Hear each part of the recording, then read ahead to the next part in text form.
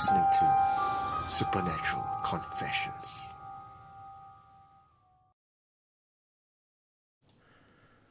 Hello. Welcome. Happy Friday. Hello. Macam doing mic check. No lah, trying to press a button. Don't know which one right now. Okay, yeah. Very dark. I cannot see. Okay. Hello, ladies and gentlemen. Welcome to another Friday Night Live. And to all those who just attended my Fort Canning Conspiracy Tour, welcome and thank you for joining me. And lo and behold, I came up and I found the wandering Jacobite sends me a message, says, drink best served cold. And he somehow know one of my favorite drinks. Huh? Oh yeah. Wow. This one, Strong zero. I see. I also have one. Ready? Wait, I gotta. Thank you, wandering Jacobite. 1, 2, 3. Oh, I've been needing a drink. I've been talking for the last 2 hours non-stop for tour, and just. And if any drink company want to sponsor us, we'll be open. Ooh, We have like how many viewers now? lots of viewers. A lot more than one, correct? No lah, lots of viewers. How many? 126, 116, 127. Yeah, it's increasing. Okay, welcome to Friday Night Live. If you are new to the channel and wondering what the hell is this about, this is our weekly signature program where we tell you ghost stories from people who sent in their confessions to me. And this week, we have a special guest. If you have joined us just now at Featured Confession, you know there is one confessor called Gavin. He's an ex-police officer. He used to work at the airport. And at 9 o'clock to 9:20, he was sharing airport stories from Terminal 1, Terminal 2, Tower, and all the inside juicy bits that have gone unreported. Today we have him here with us in the studio where he's going to tell us more stories, but more importantly, the origin of Gavin, stuff that he has seen as a child growing up. And one particular story that he told me about the airport, I think Mike, you will love this. It has something to do with UFOs. Singapore or UFO. We will hold that. We will hold that for later. Okay. And if you have watched last week where I was telling a case study of myself going down to do an investigation, I will be continuing part 2 of that story today. But if you are a Patreon of mine, you guys get to read it first and not just me retelling it. You get to enjoy the published written version. I hope you like it because I put a lot of time, effort, and love into writing out my case study, and it's going to be something that I will be doing consistently, having 11 years of experience now, and putting it into some form of documentation. My son is watching. Hello, Leonidas. Hi, son. Hello, Hantus. Yeah. Oh my. What was I saying? Just totally lost my train of thought. So I've continued that today. And if you want to support this channel, you'll support my efforts, go to patreon.com/supernatural confessions. Also, if you want to support this channel and you're totally generous and we have entertained you and you'll be part of the movement, you can click on the $sign, put in any amount you want, and we'll receive a nice bright box with your comment in it. And for any donation $10 and above, we will have the and one of us will put on the flower. It's number 1, right? Number 1. Can't hear though. You're not on monitor. Audience can hear. Okay, good. Audience can hear already. Yeah. Right. If you want something less frills, for $3 a month, that's $3 a month, like 10 cents a day. You can be a YouTube member. There's no frills, nothing fancy to it. It's just that your name comes out in green. And so I don't know who are my members, and it just makes it easier for me to spot. We will like you better, for sure. I like y'all. I like all of you. In fact, you guys being here watching the show and giving us that one view and give us a comment, to me, that is you committing your time and presence here. Yeah. We totally appreciate that. But of course, every single cent goes a long way helping keep this channel alive. Around. Yeah, that's right. All right. What do you have for us, Mike? What's our first confession for tonight? We have a little throwback to a long time ago. Mm-hmm. So this one was sent in. I think this one when I saw this, right, I was like, wow, this is a good one. Yeah, all right. Jonathan Teo says, heng for everyone. Come siala. Let me see. Are we gonna read together or How are to we together? You think what duet? Yeah. No. Okay. I do the first page first. So you take the high, I take the low, is it? We're harmonizing. Yeah. No. I read first. Then after that you read. Okay. You know, later people say, hey, this Michael, the Sinus, wow, Yes. Do you see the housekeeping? I mean, I know you got Sinus, but housekeeping on Tuesday was exceptional. Okay. So I will brief. I will dispel the reason why my sinus is there. It's nothing to do with a health issue or what. It's just that back in the day during reservists, okay, when I was climbing out the tunnel to adjust the camo, what happened was when I climbed down, you know the tunnel has a hatch that you can open up and then you climb out, right? Yeah. So when I climbed down, what happened was an idiot friend who was also up there, he clever person, he go and close the hatch on me. Oh. So the hatch slammed my face here. Oh shit. Yeah, so well, but lucky you're still cute. yeah, I'm still alive lah. You know, I don't have the Owen Wilson broken nose. I can still breathe. It's just that handsome boy. But to be honest, at the moment when the thing slammed on me, I was like, oh shit. So now you can't breathe. You only can breathe through one nostril. No. It's like so it's that the passage is narrower. So like for example, small little inflammation, right, is a lot worse for me. Oh. Yeah. I do Is there a surgery that you can actually have lah. but cost money. But my doctor is like, look, if you can still operate and all that, right? Yeah, but he did mention lah, unless you tell me that your career is in singing, then we'll do it like your career is in singing. Yeah lah. Or this lah, like this lah. Like at that time, no influencer kind of thing ma. So maybe I have to lah. So I don't know. Okay. Maybe lah. You know, maybe. You know, if we can any crowdfund your sponsor surgery. Any No doctors out there, private doctors who. Yeah. But must it be like a surgery or is it like a aesthetic thing? Sorry? Is it like an aesthetic thing or you must go under the knife and really?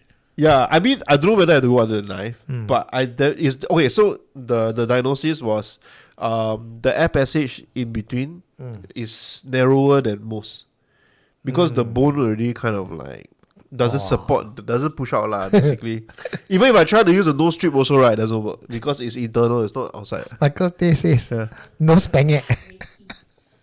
Ricky. Lucky no head injury.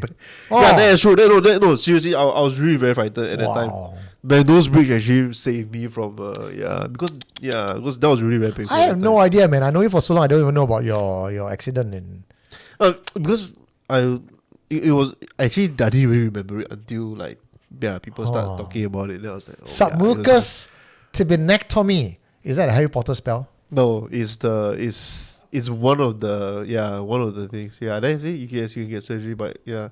So that's the thing also, but it's right? dangerous. Like usually, so the doctor, you say he usually don't recommend this kind of surgery because it's really a lot to fix a small thing that won't like stop me from living my life lah. So yeah lah. So like you said lah, unless I actually I don't know. I sit beside you, I can't hear, but I guess because the mic picks up, right? It's more sensitive. Yeah, correct. Yeah, correct. So that's it lah. All right. So now we have the now we know the truth. Yeah. Or rather, yeah lah. It's just something that I don't really talk about. Okay, cool. Then the fucker of a friend that snapped the thing on you, what happened to him? He should pay for me lah. But I mean, it's army. We were young. Do you have his name? I forgot already, to be honest. So it's reservist lah. So friend of Mike who slammed the hatch on him. Are you a fan of Supernatural Confessions? Can you just let us know who you are? I thought you didn't remember. I think if it's me also, I won't declare myself. I won't tell also. Yeah, if you're a fan, you're forgiven, says Grace. Yeah, but you better be a patron. Yeah. Top tier Patreon, okay. Eugene, a full moon that you took earlier was a lovely sight. Oh, thank you. Yes. Again, I posted it on Supernatural Confessions YouTube channel. Yeah, beautiful. See, is there anyone that... Yeah, yes. Yeah, I saw Jonathan Teo just now. I said hi to him just now. Okay. Oh, see all that green names? See? All the Derek, Jonathan Teo. All member. So much. Wow. More greens, huh? So nice. Oh, Michael Tay. First blood! Back in Perth. Yeah. Oh. Okay. Okay, so you take care Nice. of the comment section, huh, Mike? Yeah. Okay. I'll do the first reading lah. Okay. Huh? Okay, so this one is The Girl Who Came Through the Door. This happened when I was young. I used to live in Serangoon North Avenue 4 in a maisonette. My parents' bedroom was upstairs, right next to the staircase that led down to the first floor, and I slept there with them. From the top of the stairs, if you sat down and looked forward, you could see the main door below. That was where I used to sit at night, because every other night she would come. I thought she was my friend. She would walk in through the main door as if she belonged here, and I remember her clearly. She looked like any ordinary girl around my age. Nothing about her seemed strange or frightening. If you had saw her outside, you would have thought she was just another child from the neighborhood. She would come upstairs and we would talk, and sometimes we played. She was friendly and gentle, and at the time, I believed she was completely harmless. For the longest time, I assumed she lived nearby and simply came over to play. But there was one thing that she always told me. Don't tell your parents about me. Your mummy and daddy don't like me. So I never did. I slept between my parents, and both of them were very light sleepers. Even small noises would wake them up. If I got up to the toilet in the middle of the night, they would wake up as well. But whenever I woke up to meet this girl, they never woke up. Not once. I would quietly get out of bed, walk to the top of the stairs, and wait. Soon after, the door downstairs would open, and she would come in. This went on for quite some time. I cannot remember exactly how long. Weeks? Maybe months. Okay. During that period, I was always tired during the day. My mother often wondered why I struggled so much to wake up for school. I was just a child. What could I possibly have been tired from, right? But at night, I never struggled to wake up, and I was never afraid. Then one day, she simply stopped coming. There was no goodbye, no explanation. However, there was one moment near the end that stayed with me. The last, or maybe the second last time I saw her, she said something strange. My mommy is bringing me there. She pointed towards the balcony. I asked her where she meant, but she did not explain. She only pointed again at the same spot over the balcony. From our balcony, you can see the basketball court below, where my brother often played with his friends. At the time, nothing about any of this felt unusual to me. Years passed. When I was about 17 or 18, I began dreaming about that old house again. But the dreams were never good. In one dream, my father was murdered inside the house. In another, I had a daughter who became possessed there. Every dream connected to that house felt dark. Then one night, the girl appeared again. She looked at me and asked a simple question. Do you remember me? That was all she asked. But she was holding something. It was a Barbie doll. The exact doll I used to play when I was a child. I used to do something silly with it and twist the doll's head backwards. And in the dream, the doll's head was turned exactly the same way. Seeing that was when the memory came back clearly. I suddenly realized something I had never questioned before. When I was young, I'd been playing with someone I had never actually seen in the neighborhood. Years later, something else happened. On January 27, 2015, I had an abortion. I remember the date very clearly. That night, after the procedure, I fell asleep exhausted. Around 1:30 a.m., I had another dream. In the dream, there was a child, a toddler, covered in blood. She looked at me and asked, "Where is Daddy?" My boyfriend was studying in the United Kingdom at that time. He was not in Singapore. Then the child said something else. "Daddy would not have let you do this if he was here." As she spoke, she was playing with the same Barbie doll. The doll's head was still twisted backward, and the girl from my childhood was there too. The two of them were together in a dream. When I woke up, I struggled to get out of bed. The images stayed with me vividly, and I told my boyfriend about the dream the next day. After that night, I never dreamt about it again. Even today, the memories return sometimes. Not every day, but more often than they should. I do not know if what I experienced was supernatural. I only know that when I was a child, someone used to walk into my house every other night. And the only thing she ever asked of me was this: please don't tell your parents. Shared by Denisha on Supernatural Confessions podcast. Wow, this was, I think, one of the first 10 podcasts I interviewed her. I think number 3 or 4. I know Denisha, she's still on my Facebook. Oh, Yeah. anything new? No, I mean, I just see on my Facebook, but we don't really chat, so. Oh, this was interesting. What do you make of this, man? It's like, is it like a Inception thing? Or not Inception, sorry, Interstellar? Wow, actually, does not really have a lot of It's like a time traveling thing almost. not just that. There are a lot of other nuances as well. So one part that I removed was actually this one. I know the part where she talked about the basketball court that was below. Yeah. So apparently, so when I was editing the story, because this was a podcast conversation, Yeah. right? She mentioned that the brother who would play the basketball court. Yeah. And every time he went home, there would be 2 dogs that would follow the brother home. Okay. And these are stray dogs. But it's very strange that these stray dogs are very well fed and they were huge and black and It's same not breed. your usual neighborhood stray dogs. Yeah, it's not a skinny dog. They were huge and black. Then Yeah. 2 of them would follow all the way to the doorstep. And then once you enter the house, then they leave. Yeah, so that's one. I think in that conversation, she wanted to say more, but Timo keep cut her. Okay. Yeah. Wow. Yeah, correct. So I feel like there's a lot more to that particular zone. I think I might have to give Tanisha a call again and see whether she will come on the show live. If she got more stories, good. I think so. I remember when I first interviewed her, it was in Bishan Park.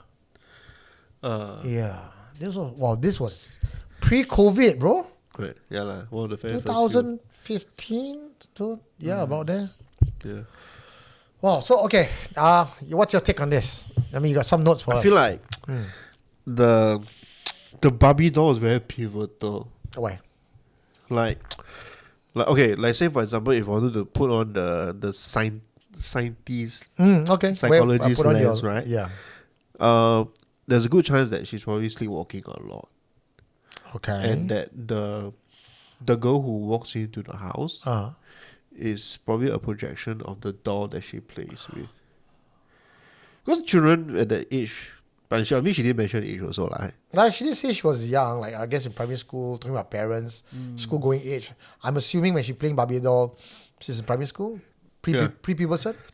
Yeah, Yeah. correct. Yeah. Yeah, so we can chalk it up to that it was an imagination, because children at the age also, they have imaginary friends. Fair enough, but your imaginary friends don't come back like years after that, right? And then, or you have like consistently same dream about that entity. Yeah, so that's the part that kind of... I grant you, like if it's an imagination, for sure. Kids, I have an imagination too. I think I have a certain storyline in my head growing up, and I was a hero of this. I could fly and everything. But when we always come to a time in our life where we outgrow those imagination. Yeah. But for her to be an adult and for you to come back, and your imagination going, remember me? to me, that's the part where I feel it stopped being imagination and something else. Okay, another theory I have, if you will go to the more spiritual part, right? Yeah. This particular entity chose her. So, like, even if she says that the parents were light sleepers and she would imagine herself waking up to meet this friend, right? It may not be her waking up to meet the friend. It will be the friend decide that, okay, I will hang out with you tonight. So I'll let you hallucinate in your dream that we're hanging out. So she doesn't get the control lah. All that is actually external influence by a possible entity. Yeah, correct. Yeah. So whether or not the doll physically manifested to turn, we don't know whether is it herself or like the hantu go and turn the head also, like the hantu set everything as it was. As they imagined. So the parents not waking up part, right?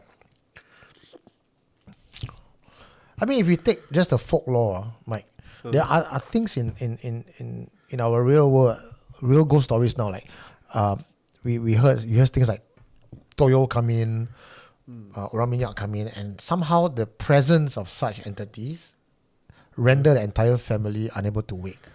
Oh. So, if the family cannot wake up because of the entity's presence, that itself is not an anomaly based on our Asian folklore. It coincides. I see. So okay, so someone hears this ayoyo announcing. Go, comment. Maybe it is a tulpa. Tulpa? Yeah, what is a tulpa? That's the only one that caught my eye. He's a rapper. Tulpa Shakur. A tulpa. Oh no. Oh, we got. My husband had a similar experience, and when they moved home, he invited a friend, and it made him comfortable at the new home. Frequent dreams. Your husband brought a spiritual friend to the new home, and you're okay with that? Majin Buu, let us know. And is a friend a girl? Oh, he got someone also. Of a spirit. Then he met me as an adult. He reverted to Islam, and when he learned about jinn, he realized that what he experienced could potentially be a disturbance too. His house ada patong last night. Oh. Patong? His house ada patong last night. Last time. Last night. Oh. A tulpa is a thought form or in modern terms an intentionally created sentient. Tibetan origin. Yeah. Ooh. Seems like the parents not little. Okay, so I'm with Fox on this, right? I think, right? You see, when she had an abortion, guess what? The spirit of the baby came to her dream, correct? Yeah. What if that girl that she has seen as a child is an aborted sibling of her parents? So she has a third eye, she could see. So that's why the spirit girl know that the parents don't want her, aborted her, right? So come to stay with the sister, but don't tell mother about this because they don't want me. Wow. She just wanted someone to be, because throughout the entire confession, she never harmed the confessor. There was no malicious intent. I know like what you who was saying just now about the jinn, right? But I know there are good jinns and bad jinns. So same thing could be said about good spirits, bad spirits. And if that's your dead sibling who was aborted before time come to spend time with you, I don't know. I'm like John lah. I'm sympathizer lah. I'm a hantu sympathizer. Hantu are friends. Could be. Wow, but quite mean lah. She made everyone fall asleep. Just the sister. Because she want to play the sister. What? All they did was play as a young child. Yeah. And then she said, "Mommy is going to take me there. Mommy's going to take me home." The part I don't get. If then again that debunks my first concept that if it's her parents that is she's an aborted child of her parents. Or she trying to trick the sister to join her? No, but she didn't ask the sister to jump. She says, "Mommy's going to take me home." It would be scary if, like in the Bedok case, where Koko, you jump with me. So I think it was a very famous case. Alche was acting in it in Incredible Tales, where the husband, his wife and his wife threw herself off the building, taking her kid with her because he had an affair. Wow. So after the wife and the child died, he brought the mistress home, marry her, have a kid in the same house. And the kid grew up seeing the spirit of his first son. Oh my goodness. Say, "Come jump with me." Eventually they jump. It's a very familiar story. Yes, famous story. Famous urban legend. Bedok Block 99. See, Michael Tay knows what I'm talking about. All the way from Perth. Damn keras. Yeah. What's this ancient word? My Egyptian friend was talking to me about jinn. Hashins. Yeah, Hashin. Hashins? Assassins. Is that where hashish comes from? They use hashish. Hashins use hash as part of their ritual. Yeah. Those of you who play Vampire the Masquerade will know Assamites. They are Hashins. Whoa. Yeah. Whew. Yeah, long time ago, Titus. Which one? Oh, sorry. Yeah, Okay. this Wow. is This is a quite throwback. this. I like this confession because there's so many layers to unpack and unravel. Yeah, right. I think there's still a lot of questions to ask also. You know? Okay, can I give you 3 more questions to ask before we hit the next No, I segment? mean as in ask about the story. I'm not saying that we have anything to talk about lah. I think we covered most of it already. Yeah.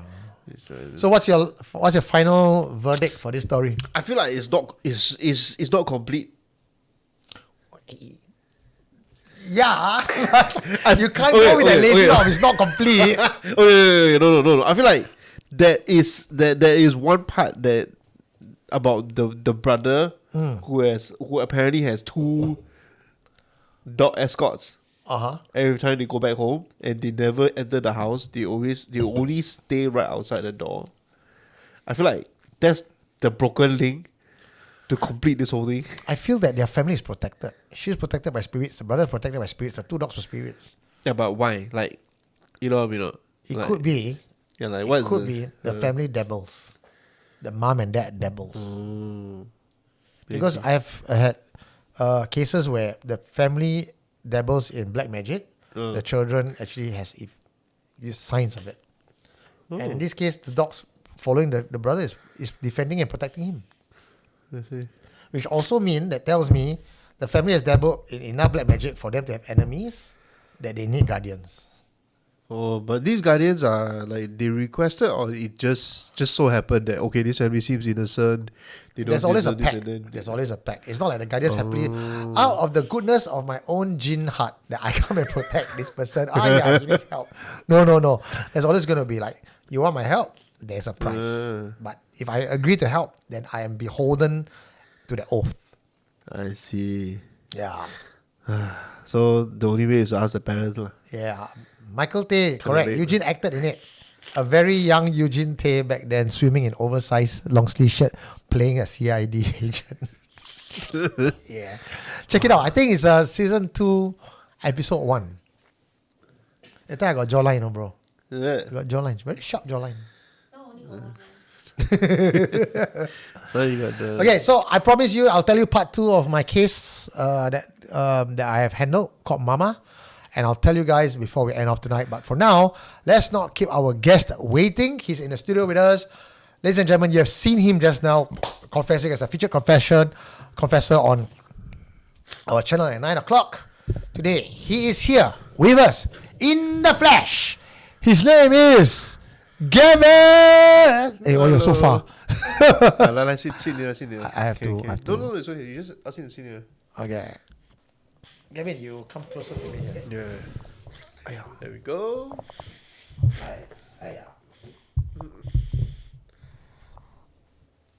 Ken? The Gavin needs to say. Gavin, can you come in? Yeah, forward. gotta get cozy. Okay. There we go. There we go. Alright. Okay. Gavin's in the house with us. Gavin, how you doing, man? Alright, fine. Doing well tonight, Mike and Eugene. Thanks for having me here. And I gotta say that we start off strong with your confession. And I think when did we meet? Was it December? No, it was somewhere end of November last year. Wow. And I remember we were talking way before we met up. Yes. And you didn't just want to run a basic confession. You didn't want to sit down in the studio with me to tell me the story. You said, I need you to meet me at the airport. Yes, So you can walk indeed. around. Yes. And I'm so glad I did. Yeah. So, Gavin, once again, thank you. Welcome to the show. So today we're going to ask you a few more questions. And audience watching in, if you guys want to ask questions, go ahead. This is your time. Oh, can't hear Gavin. No, You can. muted him. No, I already pressed already. Okay. Yeah. Okay. Gavin's mic a bit soft. Eh? Hello, can you hear me? Mic not on. No, it's like Okay, can hear. Yeah, it's like that. Yeah. Okay, no, it's not that he's not close to the mic. It's that we did not on his mic just now. He was muted the whole time, Yeah, he was in the corner. but he is here right now. So, would you say that the airport stories were your scariest, or were there others? Well, it was my first division when I was in the police force, and that was back in the late 90s, Y2K kind of era. If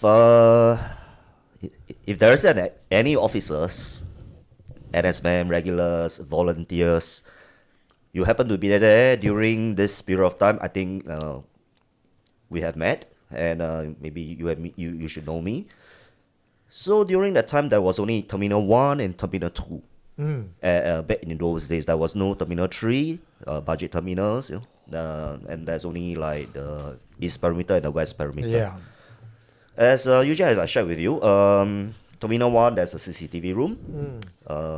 Terminal 2, there's also a CCTV room.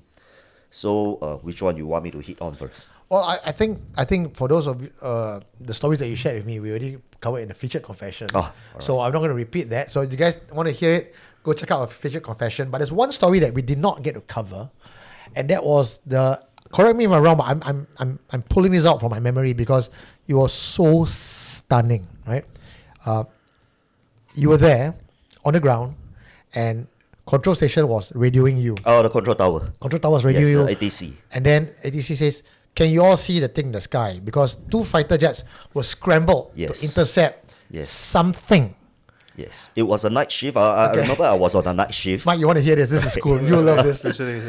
First of all, we put the supernatural thing aside. We put like B2 stealth plane aside, that kind of thing. But logically, if you come and think about it, when you're being dispatched, and the text of the message, if I could remember clearly today, as of today, it's proceed to the East Perimeter.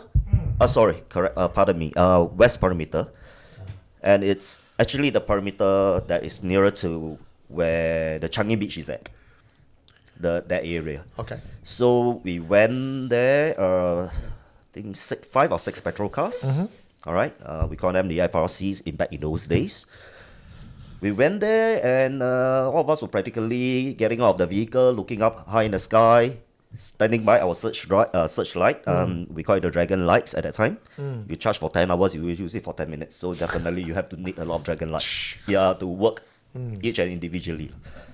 But fortunately that night we did not turn on the dragon light because of aircraft. And most of the aircraft were, I think they were being asked to move in the holding pattern. Yeah. Due to the unidentified flying object, which control tower saw it on their radar. And of course, we are not in the control tower. We can't see what was it. Yeah. We just followed the dispatch. We went to the spot. All of us were looking, north, south, east, west. Of course, we're not looking at the bottom, because it's flying up in the sky. And the sky was dark. You could actually see the stars. So it's a clear sky. It was a clear sky back in that night. One of my senior officer, I'll call him my senior, he pat on my shoulder.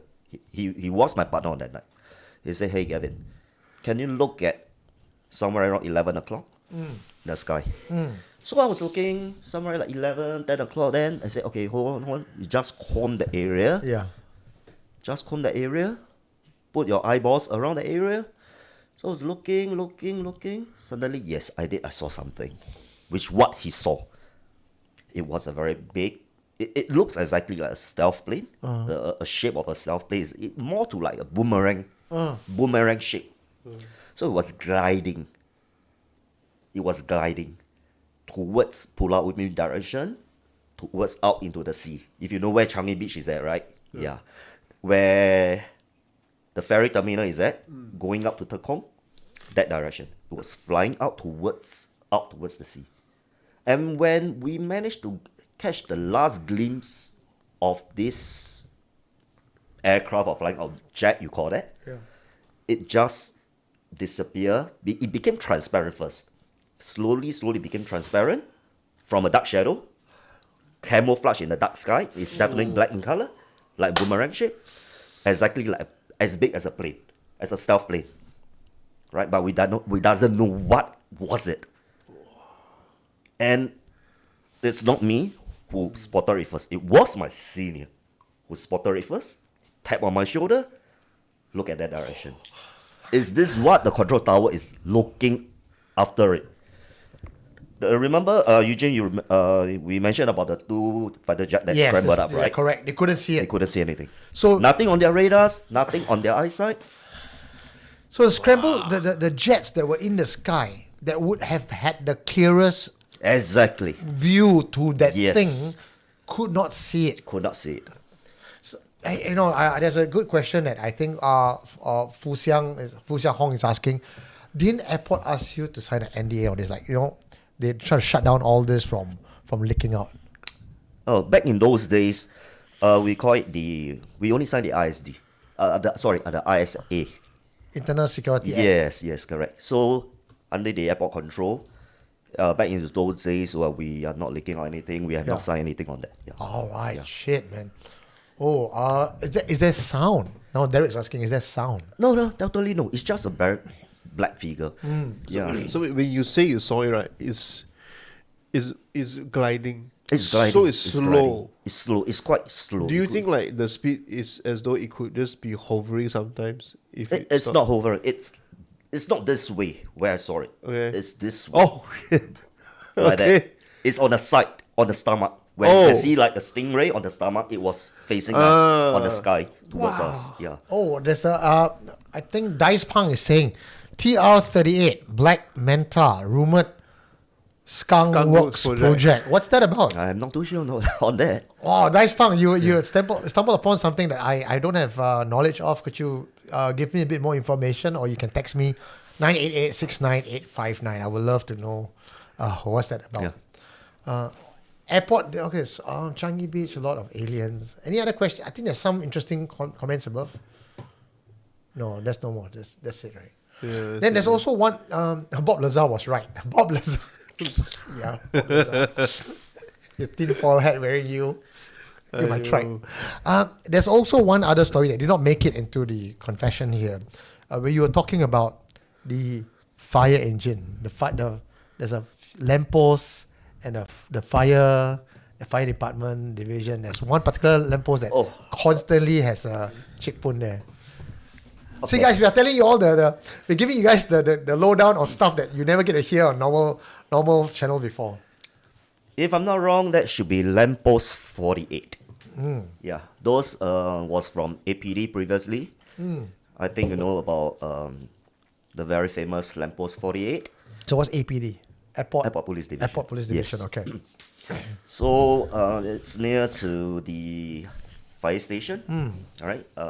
I couldn't recall what was the exact words, the alphabets they use it, but it's fire station 1, fire station 2. Right.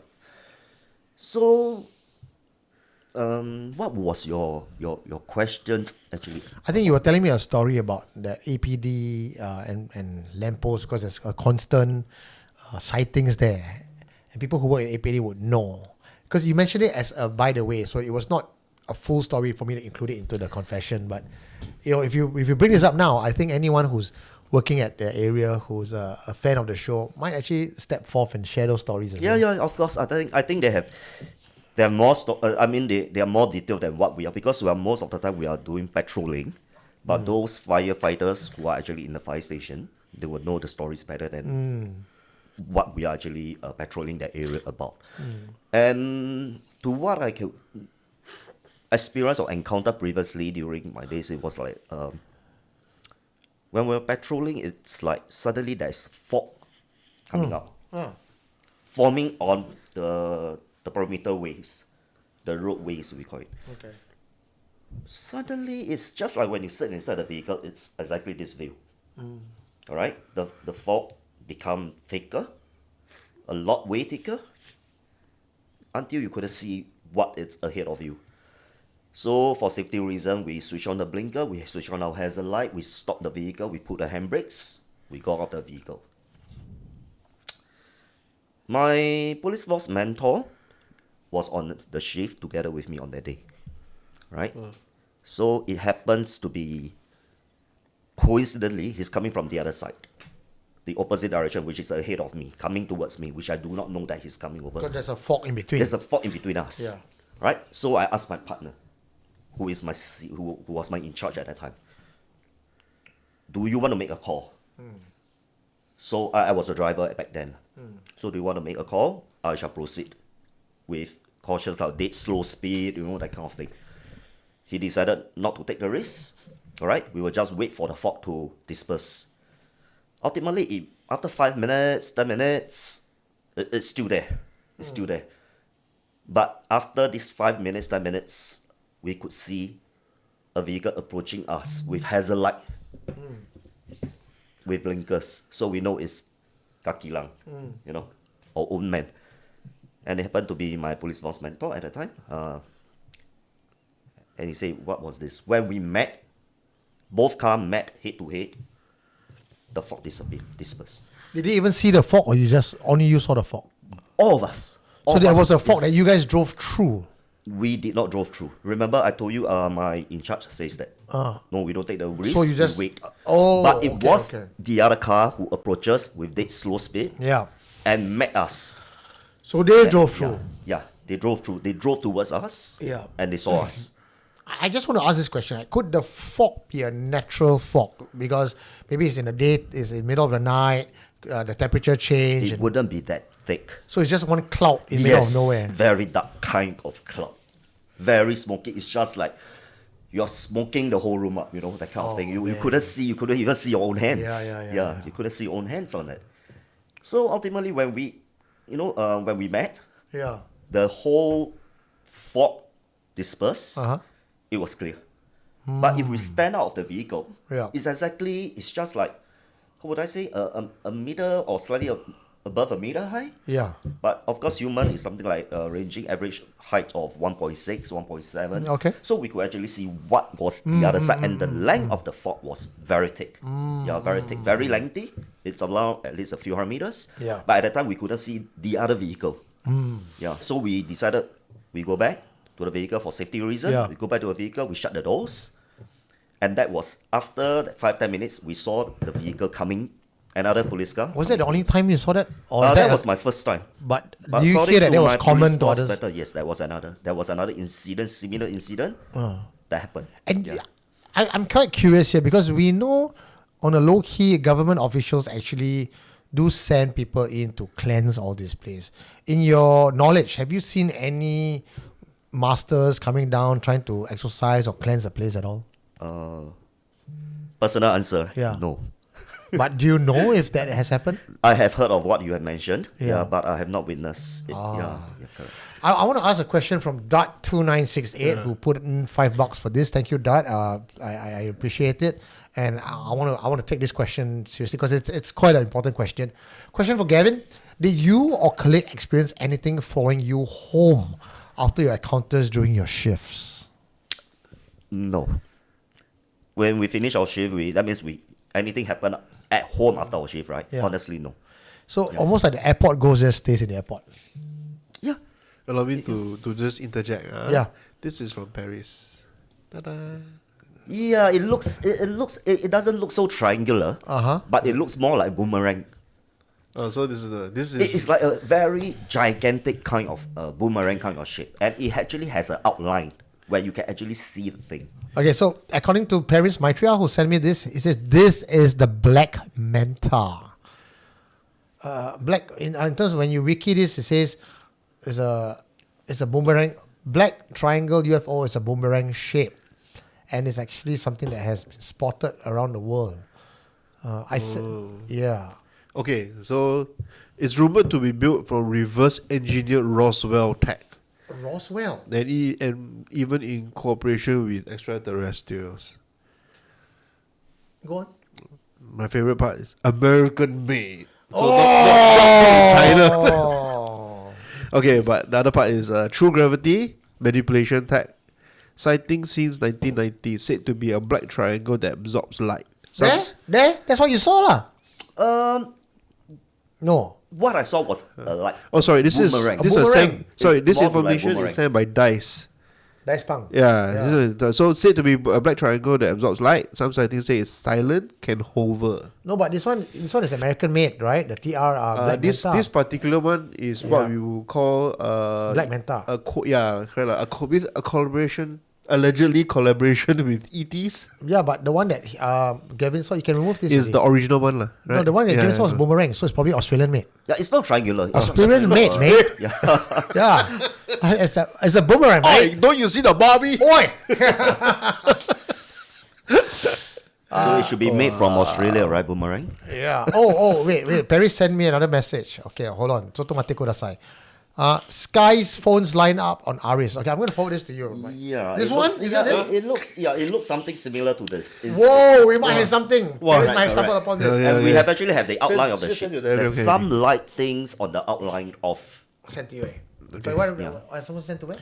Just send to me on Telegram. I'll drag it up from But here. it was being picked up by the radar at the control tower, but it was not on the fighter jets. Yeah. Because it's stealth, baby. Love it. And how come ATC could pick it up? Because ATC at a different angle. Okay. Oh, there's only so much you can stealth. Like macam Mike, I thought macam I expert in UFOs, you know. So they don't call it UFOs anymore, right? They call it. Yeah, there's a new name for it. No, it's not UFO. I confirm UFO is no longer a thing. It's yeah, it's like something unknown. don't know Aerial- what. aerial- Yeah, correct. fuck this thing lah. Guys, audience, if y'all know what the new name is, it? yeah, something like that. I don't know. I still UAP. Yes, that's the That's one. right. Oh, Come here, come thank here. you, Oh, thank Wong- you, Wong Gig. community. I love our community, right? Yeah, You guys are so fucking knowledgeable and intelligent. My goodness. yeah. Where? What? Unidentified. No, the anomalous phenomena. Unidentified anomalous phenomena. UAP. Europe. Yeah, that's the one. Unidentified area phenomenon. That's the one that I recognize. So I sent you the Yeah. ET will say EMF. Yeah, because you know why? The airport got a lot of radar. So there's a lot of radar, there's a lot of electromagnetic field. So a lot of electromagnetic field gets you to hallucinate. So you all see things that's not there. Okay. According to ET. Yes. Michael Tay is confirm Michael Tay is Lao Chiao pioneer one. If he knows EMF and ET, he knows he's been there for a long while. It looks similar This to just this. came This is in, more like so allow me to an adjust. arrowhead, that kind of stuff for this picture. But what we saw was actually more like a boomerang. Really, Maybe like it's a boomerang. version 2 It's of this. Yeah. Maybe it's new lah. Oh, this one's a newer version. No, this one is older probably. The one that he saw, because the one that he saw, he said is vertical. It's not a Yeah, horizontal it's something plane. like this photo on what But we it's the other saw. way, right? You were Yeah, saying. it was gliding out towards the sea. Tell you the Australians know something they're not telling us. Michael Tay, you're in Perth now. Can you go please ask around? Change. Why is what has changed? Aiyo. Okay. Before we go into more ghost stories, Okay. we gotta give them what they want. But I've been tasked to talk about this. Building more karma. Oh. Okay. 200 care packs for those who need it the most. $30 equals one care pack. Help us raise 6,000 to support vulnerable individuals. Distribution on 13 June 2026. Something strange fest. Okay. Okay. Allow me to give you guys a bit of knowledge, background on this particular thing. SSF, Something Strange Festival, is coming back again this year. This is our third year running SSF. Last year, we raised funds for the Children's Society. This year, we are raising funds for elderlies, right, on the other end of the spectrum. And this was actually inspired by some of our fans last week who actually came down for the Naga Festival, who actually make donation for the Fire Puja. And part of what we believe in terms of doing good for the world, in terms of getting karma, it goes back to us as well. So help the world, help ourselves. This year, we are working with Helping Joy in June to give 200 care packs to people around, the old folks around Chinatown, because that's where we are right now. Our studio is here. We want to take care of our neighbors. So if you are interested to help, $30 is would get one care pack for one elder. And the money doesn't come to me, to us, to SC, there will be a link. You scan a QR code, it goes straight to Helping Joy. We are not touching the money because you know how dicey it can get when money is involved. So we would love to raise $6,000. Last year, I think we raised $3,000 for the Children's Society. This year, we aim $6,000. So if you are keen, do scan a QR code and make your generous donation. If not, we will be actually announcing this as the months leading up to June. Yeah. Yeah. So if you want a tax reduction, if you run a business, anything above $100 gets you a double tax rebate. So why not, right? Help others, help yourself. Yeah, so for those who are lazy you can click the link that's already been sent out, or you're watching on your TV, you can easily scan the QR code. So everything is there for a while as I readjust. SC is trying to do good. Yeah. Gosh, I love Chinatown. I was just there. I rushed home to see you all live. Oh yeah, Obi-Wan, you could have just come here and watch us live. There's still room for audience. Yeah. Right. Back to the show. Okay. Good story? So we have 2 stories from him already. And this one other story is my personal favorite. Which one? It's your time as a police officer on Pulau Ubin. Oh, the Coast Guard days, yeah? Okay. By the way, I told this story on my Ubin trip many, many times. You told this story. I told it because I love it. Okay. And I'll tell the story and everyone will go, wow, wow. And that's usually the Are we introduction. talking about the station where, police post where there is the teacher, or are you talking about the girl? The girl that The came girl, in? yeah. Okay. Okay. All right. So, I shared with Eugene previously. I did not know if you posted it up on video for that. Not yet. Not yet. Not okay. yet. Yeah. This might be in part 2. In part 2. Yeah. Okay. Your Coast Guard stories had a lot. Okay, so after part 2 will be all Coast Guard stories. After APD, I left. I was transferred to Coast Guard. So back in those days, if you alight at Pulau Ubin, the jetty, walk towards the island, make a right turn, you will see a building which is actually a police post. Right, it's actually a police post, and we are working 12-hour shift back in those days, right? One of the nights, because I'm still quite a new bird to the Coast Guard department, all right, to the Coast Guard division, PCG we call it. Back in those days, the Orang Tua will call it Marine Police. His microphone pushed nearer. Nearer to him? Yeah, nearer to me? Yeah. Right. Yeah, okay. Okay, so we took shift to rest because Ubin is very, very quiet, very, very low crime. Of course, no crime. Doesn't mean no crime, yeah? Low crime Right. doesn't mean no crime. Correct. So we took turn to rest, but back behind the room, that kind. We read some magazine. Back in those days, we are so not.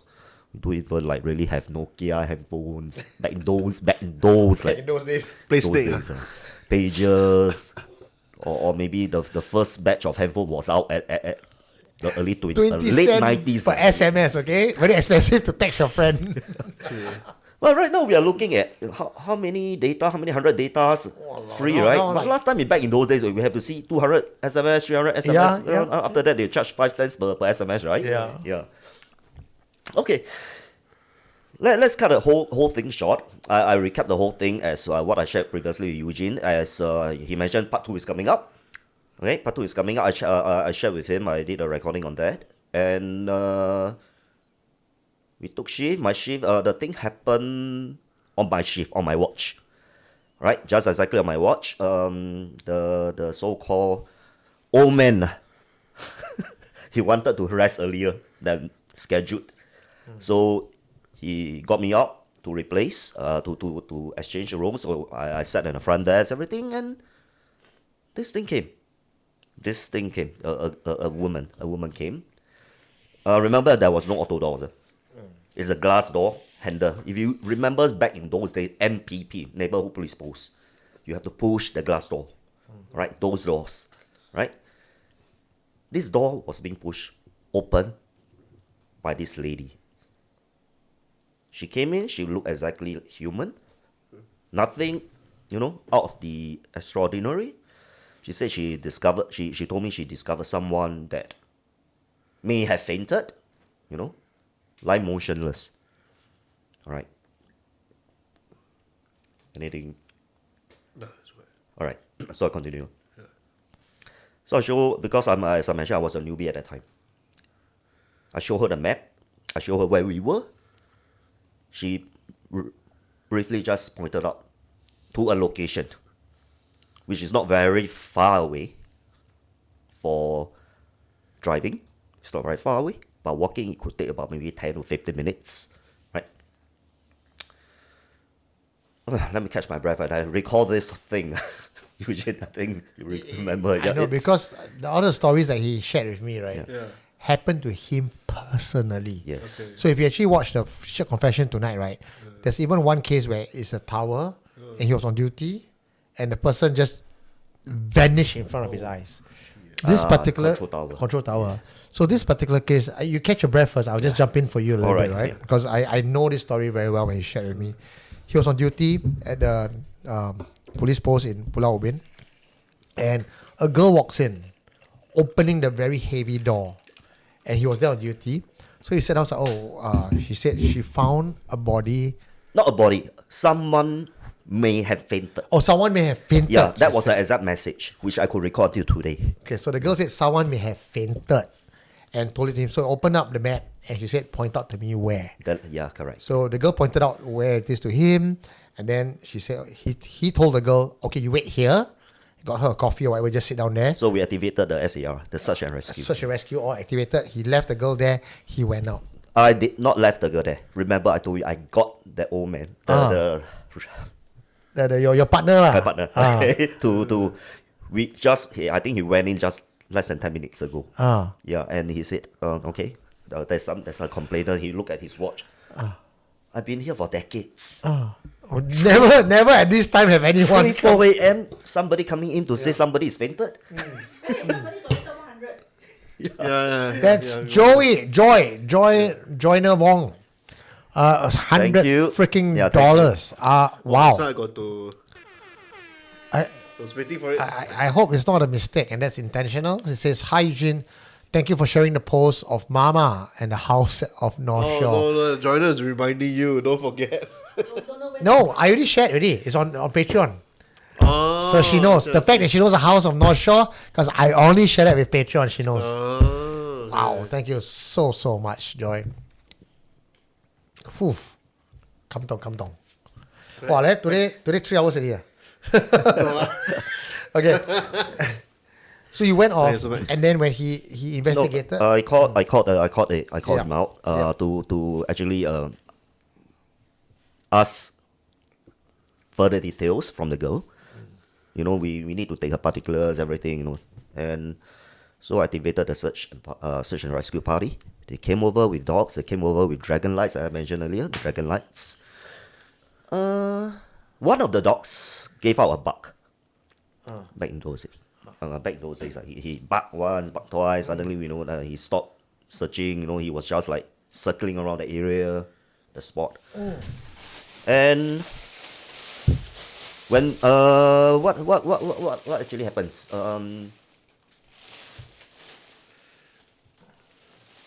Thank you. We all get.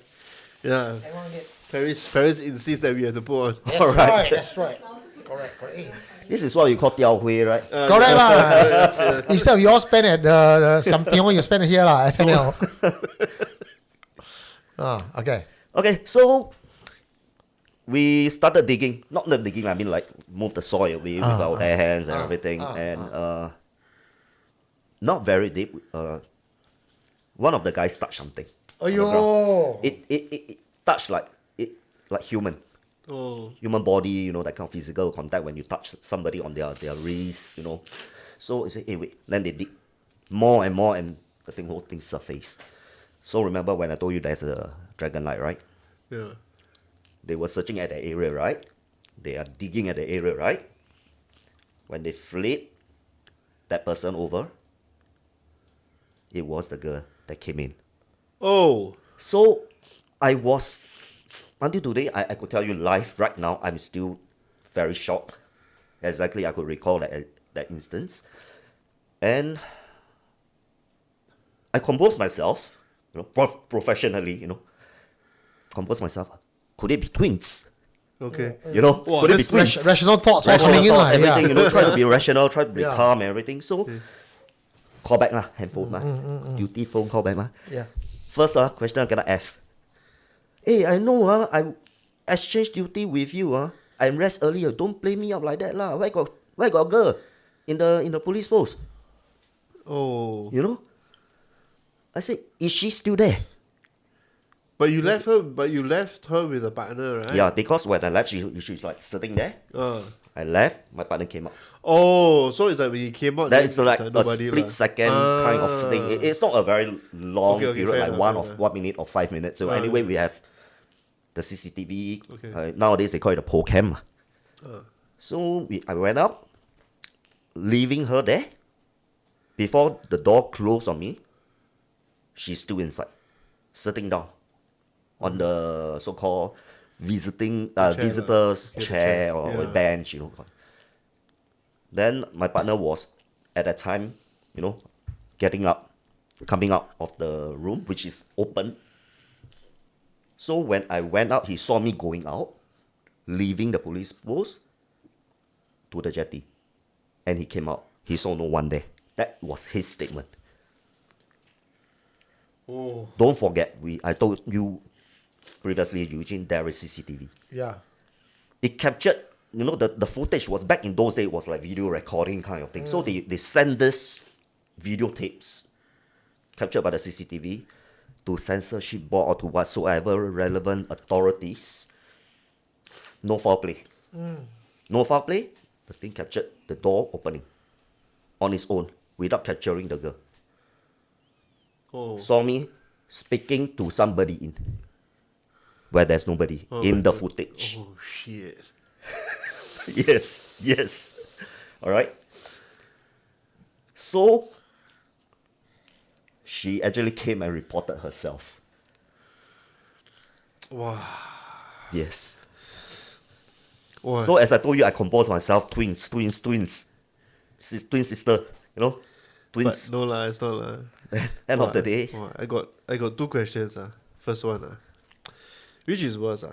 That's if that at this point of time, it so happened that he was able to see, right? So maybe that's why the message should cross, correct? Yeah. But would it be worse if he cannot see and the door just opened by itself?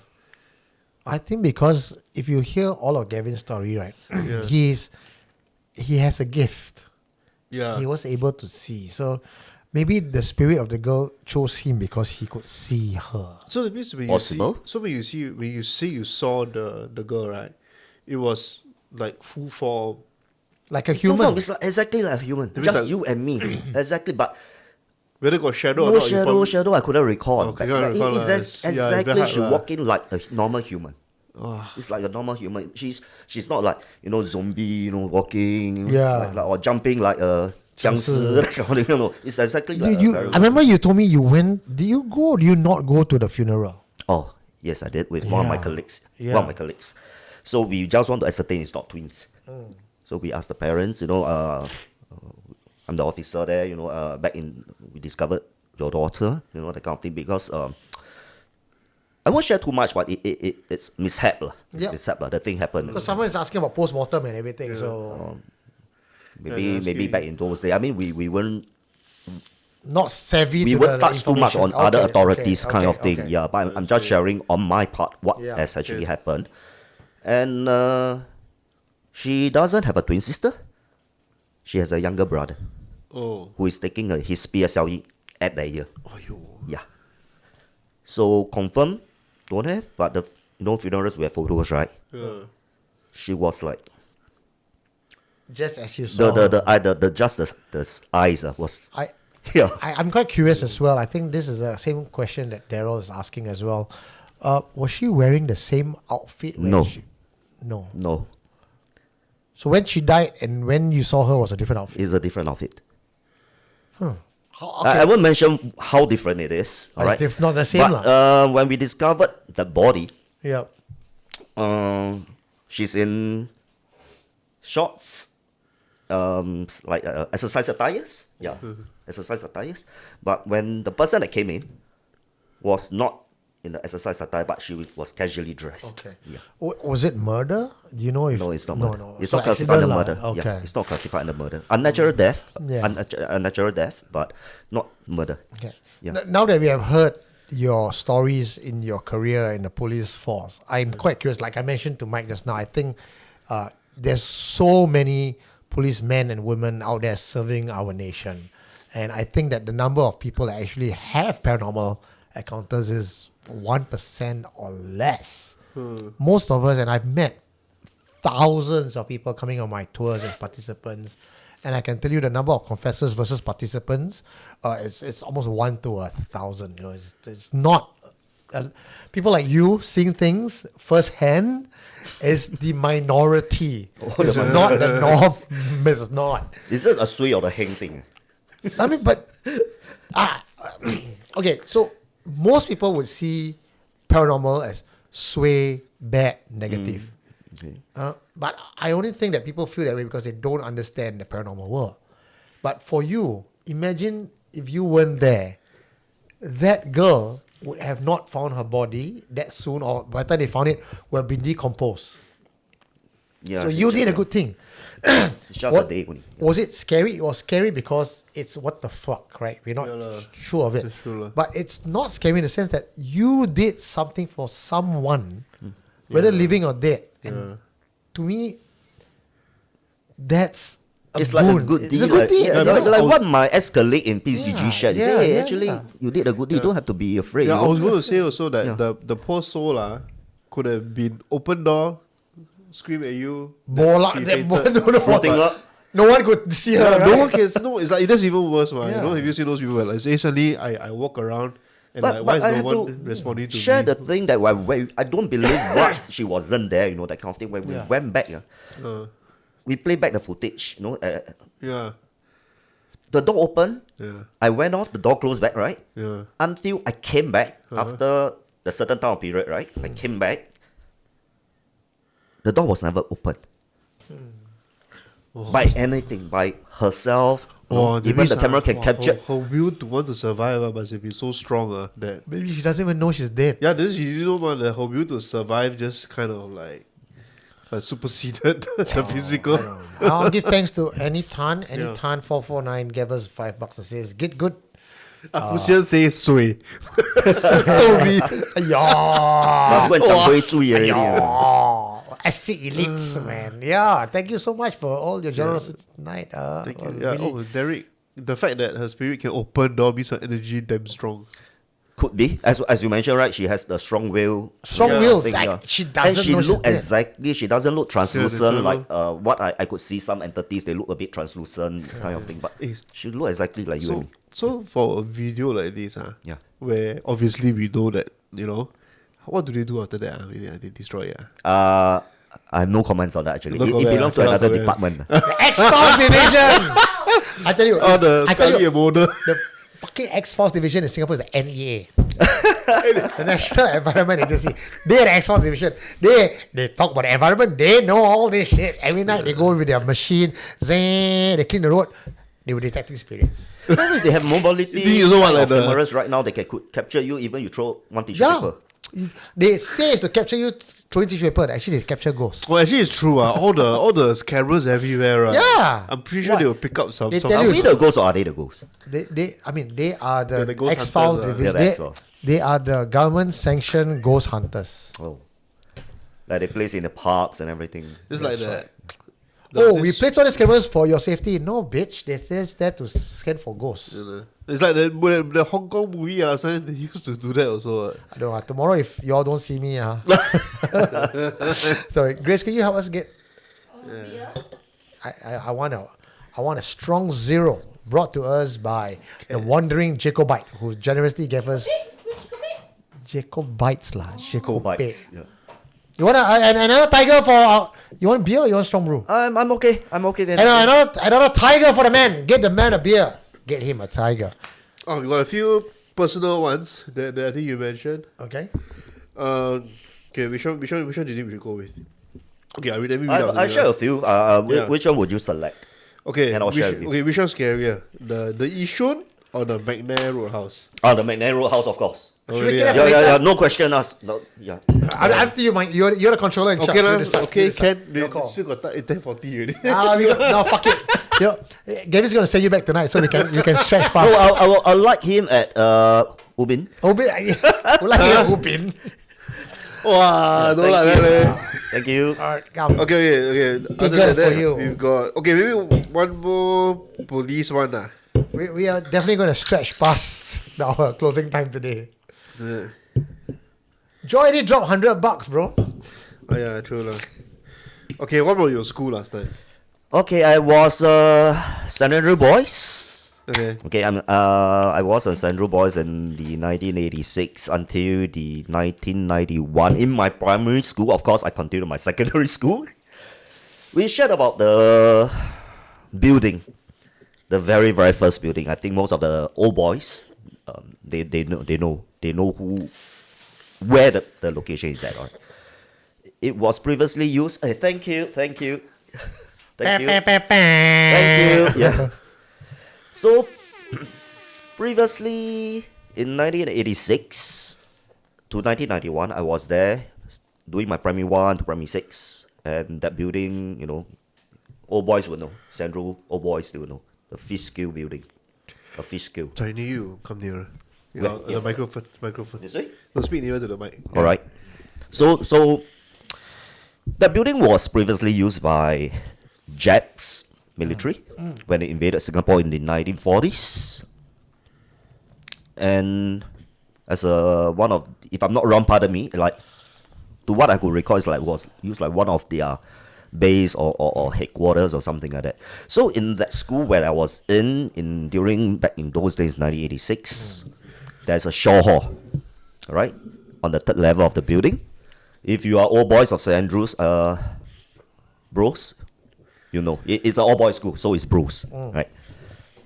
And there's a main hall, right? The show hall, it's always very creepy in the night. It's just above the library, right? You could hear from the cleaners, and you say, boys, sometimes we will play soccer after, we have a morning session, afternoon session, so we have a lower primary, upper primary. So those upper primary, when they finish school at about 5, 6 o'clock, they will not return home. They wait for parents who work late. They will play soccer, or where the school shut dead on their gates. They will play outside the compound. Then they will hear noises. These are my seniors. They were my seniors. They say, hey, I think next time we play, we don't play at this area. We play at the basketball court. There is an open air basketball court back in those days where school buses will come in from the road, So it's safer. That area is more, cars are passing by. It's just beside the expressway. Then, thank you. You got Ernest Doe, just a former saint. All right. There's a lot of saints, St. Patrick's. Are you from SASS or? Yeah. Right. Thank you. Wow. Okay, so they heard Japanese soldiers shouting. All right, in within the gates. Back in those days, the gates are metal crisscross. When you cross the gate, right, it's those kind of gates. So they close. You could actually still see through. It's not like those gate, the doors you close, you can't see through. Like Chinese prison gate, you close means you close. Bye bye. That kind of thing.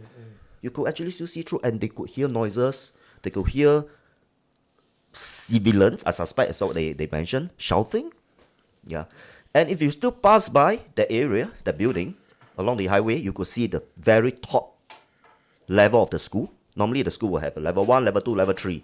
But on the other part of the expressway, if you're coming from the east, downwards, towards the west, look on your right, there's always, there's one that is, it's like, how would I say, is that attic, or would I say it's like, it's just like a small little hut. That is the top. And one of the prefects, we call them the student leaders. In other schools, they call it the prefects. He has very high expectation of himself. During PSL, he got almost all the 4 A's. He got 1 B. 1 B. He went up to that place. All right? Hang himself. Yeah, with a school tie. What the? Oh. Right? That was the story that was being passed down. Okay. All students are not allowed to go up to that area. They are only allowed until level 3, where all the classroom, the top levels of the school, which is being allowed for movements.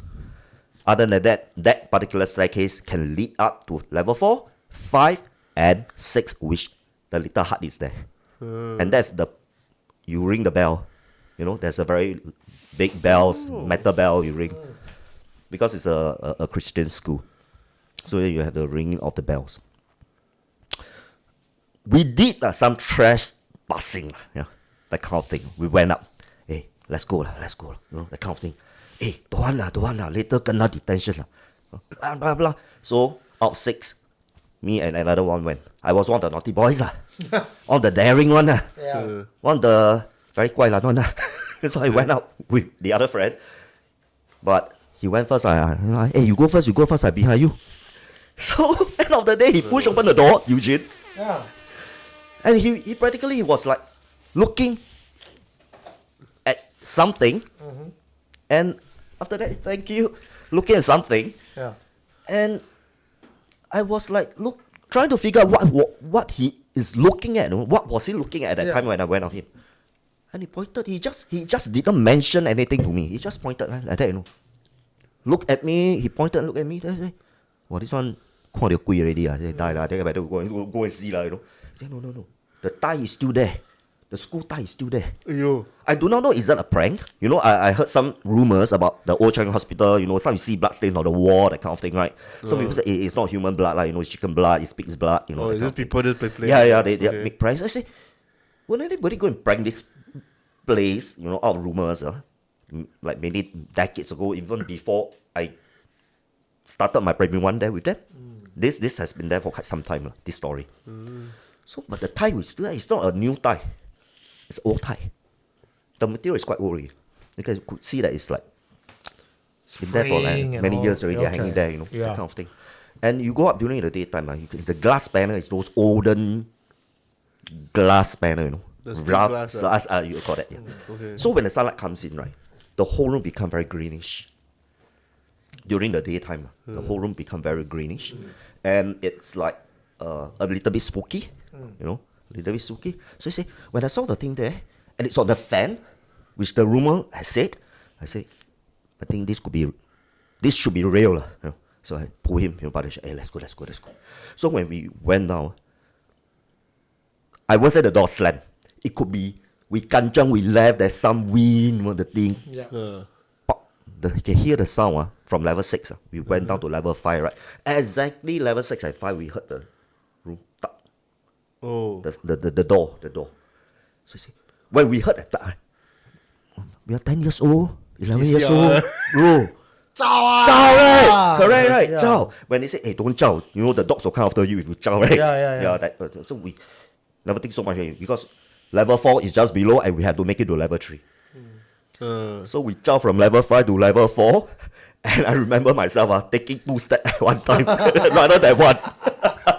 So when that guy saw me taking 2 steps at one time, he followed me taking 2 steps at one time. Yeah. But I make sure that, you know, it's like, there's only the 2 of us, you know. There's Nothing following you all. the third one is not coming. The third person's not coming. See. So you remember there's another 4 more waiting for us Yeah. at level 3. They doesn't want to trespass, right? They doesn't want to go detention, right? Wow, they say, what happened? They heard all run. They wanted to run too. When they heard, some of them, smart one, they ran first. I think one of 2, they ran first. After they heard footsteps running down. So they say, why you running? No. We saw the thing. But we started running because we heard the door that we pushed open, but we never closed back. It closed back on its own without winds. So there's no window there. No, there's this window. It's closed. It's closed. So The then by windows right, are there's no shut. air whatsoever. There's no lah. air. The air is very stuffy. Very stuffy. My goodness. Because no one is allowed to go up there. The window has been closed for I believe, maybe decades. So the school has been there since in the 18th century. Well, Sean, is that Sean? I can't see. Sean Lai. Sean Lai, 77, says, cheers to Eugene and fellow saint. Once a saint, always a saint. Yeah, that's right. The school song starts with "Lives are in the making here." I think the saints will know. Okay. Yeah. The only saint I know is when the saints, when the saints. Oh, yeah. The movie The Saint by Val Kilmer. That's another one that I like. There's a lot of comments that came in. Known haunted areas were the utility tunnel behind the flagpoles, the bell tower, the primary school toilet, personal encounter. Woo. I'm sorry, I couldn't read, but could you repeat? Okay, known haunted. Mike, you can. Known haunted areas were the utility tunnel behind the flagpoles, the bell tower, the primary school toilet. He's got a personal encounter. You're talking about the St. Andrews? I think St. Andrews as well, yeah. Yes. GFG 9. If you know a GFG, is it? GFG. GLG 998. Oh, I can't see. My apologies. I can't really see because there's a distance too far away. GLG 998. But the personal encounter where only one of the store doors open and close by itself. Level 1, near to the canteen. Is this the place? GLG 998, you confirm whether is it near the canteen? Level 1 near the level canteen. 1. Okay. If you know about the place that's leading down to the dentist. Leading down to the dentist. Oi. Basement, almost the basement. We call it the basement. Wow, tonight is school story lah. Okay, you just leave it as that lah. You want me to, after this Friday night live, you want me to drive you there? Whoa! And you can just walk around. It's not trespassing. Okay. It's still a public area. Okay. As long as you do not enter the compound. But you can still go to where the dentist was at back in my days. No, primary school side toilet. Oi. Yeah, which toilet are you talking about? The one at the library or you are talking the one behind the flagpole? You got all the saints, right? Come, saints. It happens that way. Which year? Can I just inquire which year they belongs to? Yeah, all the saints. Can you please type the year that you were there for? So that we know. I was there in 1986 to 1991. Yeah, so just to add on, anyone else who once studied in St. Pat's also, we are looking if you have St. Pat's story. any stories. John is not from SA. John is from Catholic High. The dentist is John wears shorts on for all his secondary school life. the dentist is John Cat High. No, like. the dentist is Lower spooky, secondary they wear shorts. He same school as Samuel. which is close to the primary school side toilet. Who, me? No, John. Oh, sorry. This GLG 998. The dentist is Slay Spooky, okay, which is close to the primary school side toilet. Could you repeat? Because I couldn't repeat. Oh, also, the dentist is also spooky, which is close to the Yes. primary school side Yeah. toilet. Eugene, I told you I about thought that. JLG is like suddenly young punks, yeah. Hey, Chris Lim from St. Slay. Pat's. But is it the same Chris Lim? I'm from St. Pat's. Yeah lah, same Chris Lim lah. Chris, Indonesian- you should share from your Indonesia. St. Pat's stories also lah. What life for St. Pat's Okay, never say. read it and you got tons of stories that he has here today. Probably cannot finish everything today. But I think the person knows about the bell tower, which I told you about. Yeah. Because I couldn't recall using this word as a bell tower, but the bell is there, as I mentioned. The prefect will go and ring the bell. Yeah. Yeah. Okay. What's the next one that you want to call? McNair? McNair. It's going to be very Next lengthy. story? Do we have enough time for that? God. Are you sure? God. I think we going home 2 a.m. Hey, you guys got to drop some more lah inside. Cannot lah. Hey, you all let Joy tongue everything ah. Joy Guys, please remember, 11:30 is our dangerous hour. 11:45. So you want us to 3 a.m. cross this hour, you have to really Gentlemen, encourage I us. need to go pee first because I got 3 cans in me already. Right. Together? Can you show me the toilet? I don't need you to hold it for me lah. It sounded a bit weird. Come. Let's go. Hold hands. No, because it's my first time here. Sorry. So I need to know where the toilet is at first. For the first time. And Do it your own way. Okay lah. Since they're there, Yeah. I want story lah. Luckily I prepared. before they come back. Hello, Leonidas.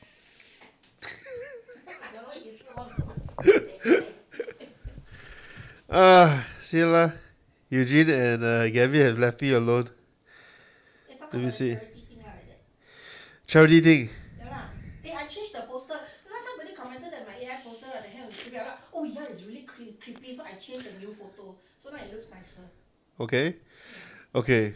So charity thing. Since Grace wants to talk about it. What's it for? Who's it for? Is it the same one as the Something Strange Festival lah? Yeah. Okay. Because last year we donated to Children's Society, right? So this year we want to Wrong word. donate it to a different demographic, which are the old folks that lives just down the hill at Perseus Terrace. I see. Okay, so for those who This one, it's got creepy fingers. right, this is the one that you sent me, Yeah, the but it's got updated creepy one. finger, don't use it. Then how? Never mind lah, but they have to look at the creepy fingers. Never mind. It's okay.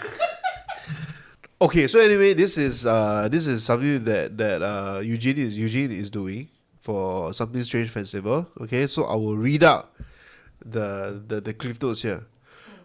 This year, our community hopes to raise $6,000 to prepare and distribute 200 care packs for vulnerable individuals supported by Helping Joy Limited. Each care pack costs $30 and contains essential daily items for elderly persons and individuals facing difficult living conditions. So these will be distributed on 13 June 2026 together with Helping Joy Limited and volunteers from our community. Okay, so for those who have businesses, donations above $100 qualify for a 2.5 tax deduction in Singapore. And Eugene is back. It's over. The topic we're going into advertisement. Wow, advertisement. Okay. Commercial break over. Oh, okay. Remove this screen. Let me take this away. Give me back my screen. Okay. You know what? I found out something, Mike, while What's that? Gavin and I was in the toilet Uh, comparing dick size.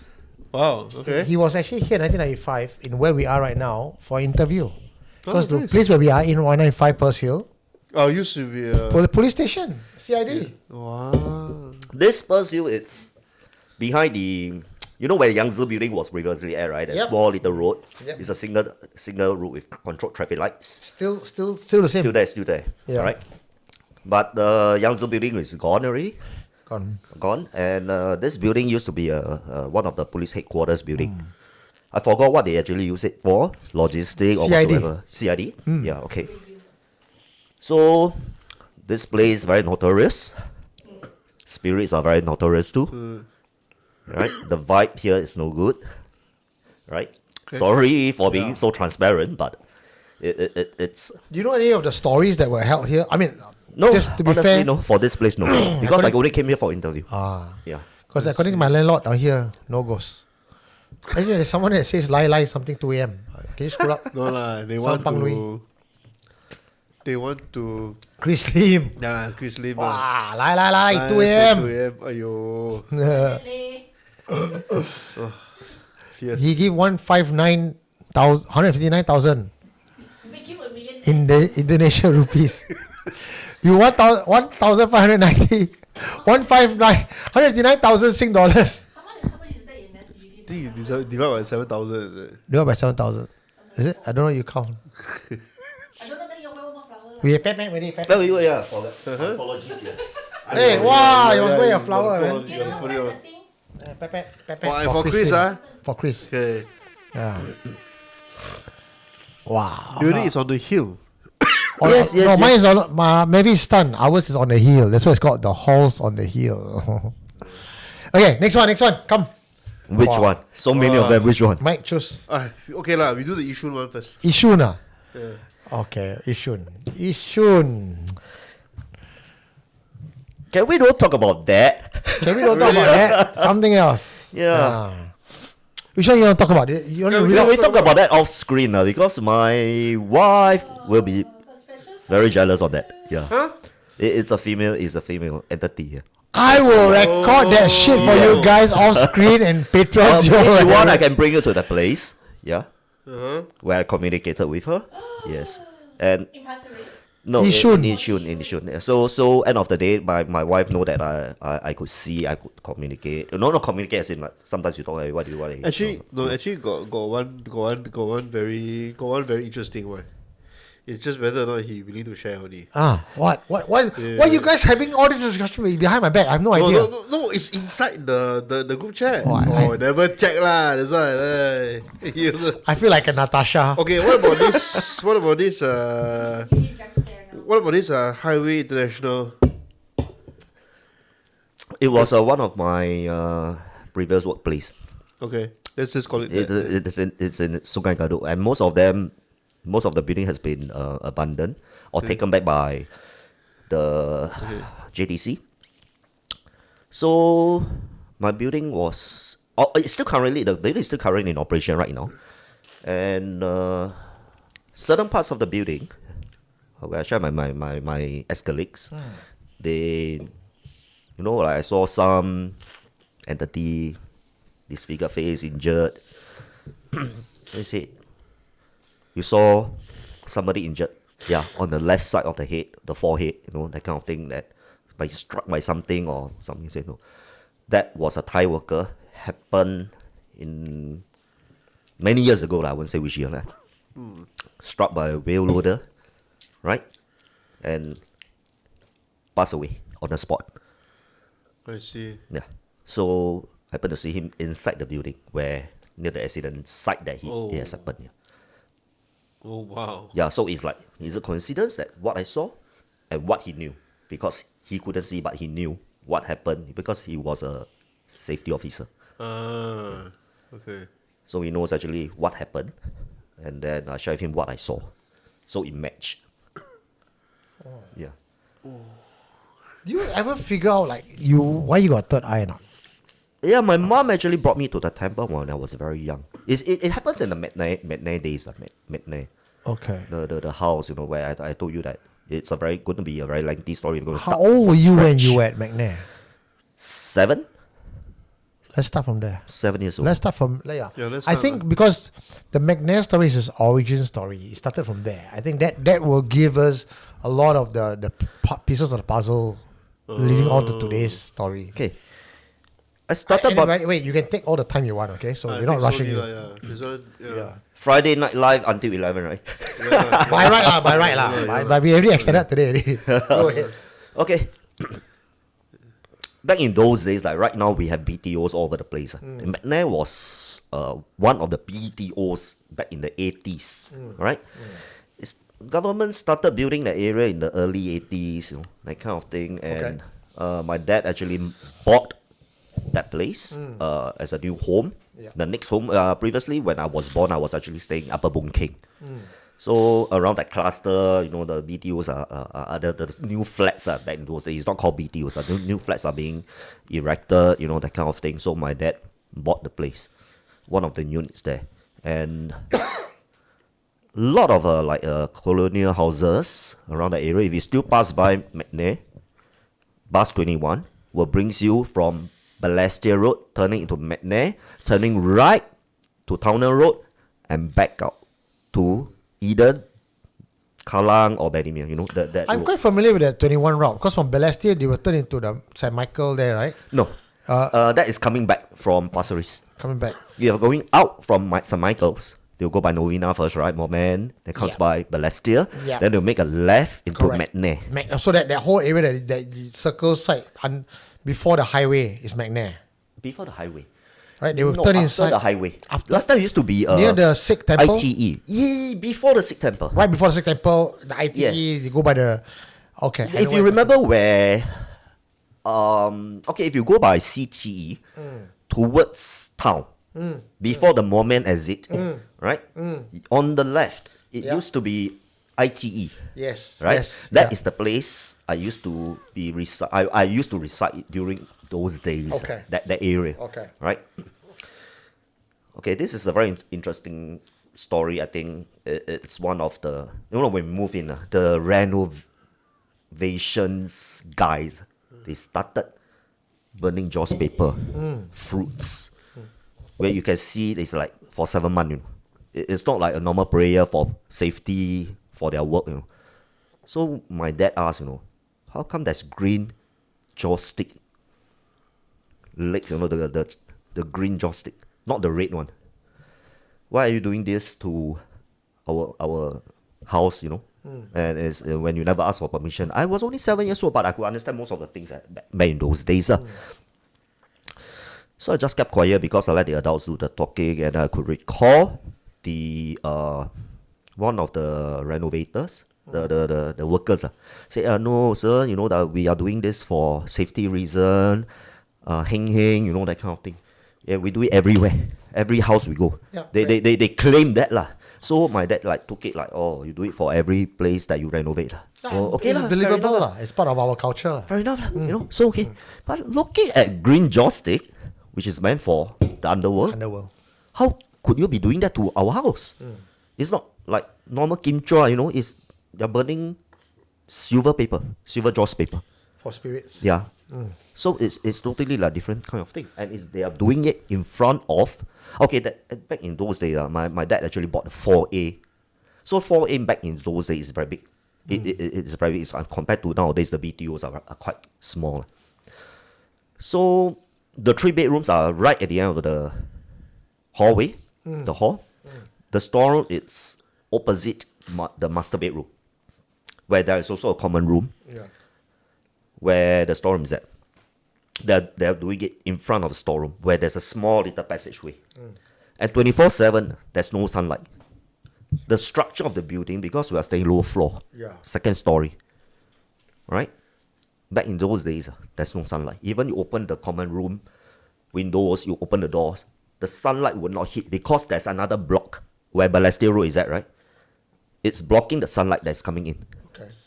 So my unit couldn't get any sunlight, especially that area. Then, when we moved in, my mom is doing some things in the kitchen, cooking lunch for me, everything. That's the first encounter. Okay. I came back from school.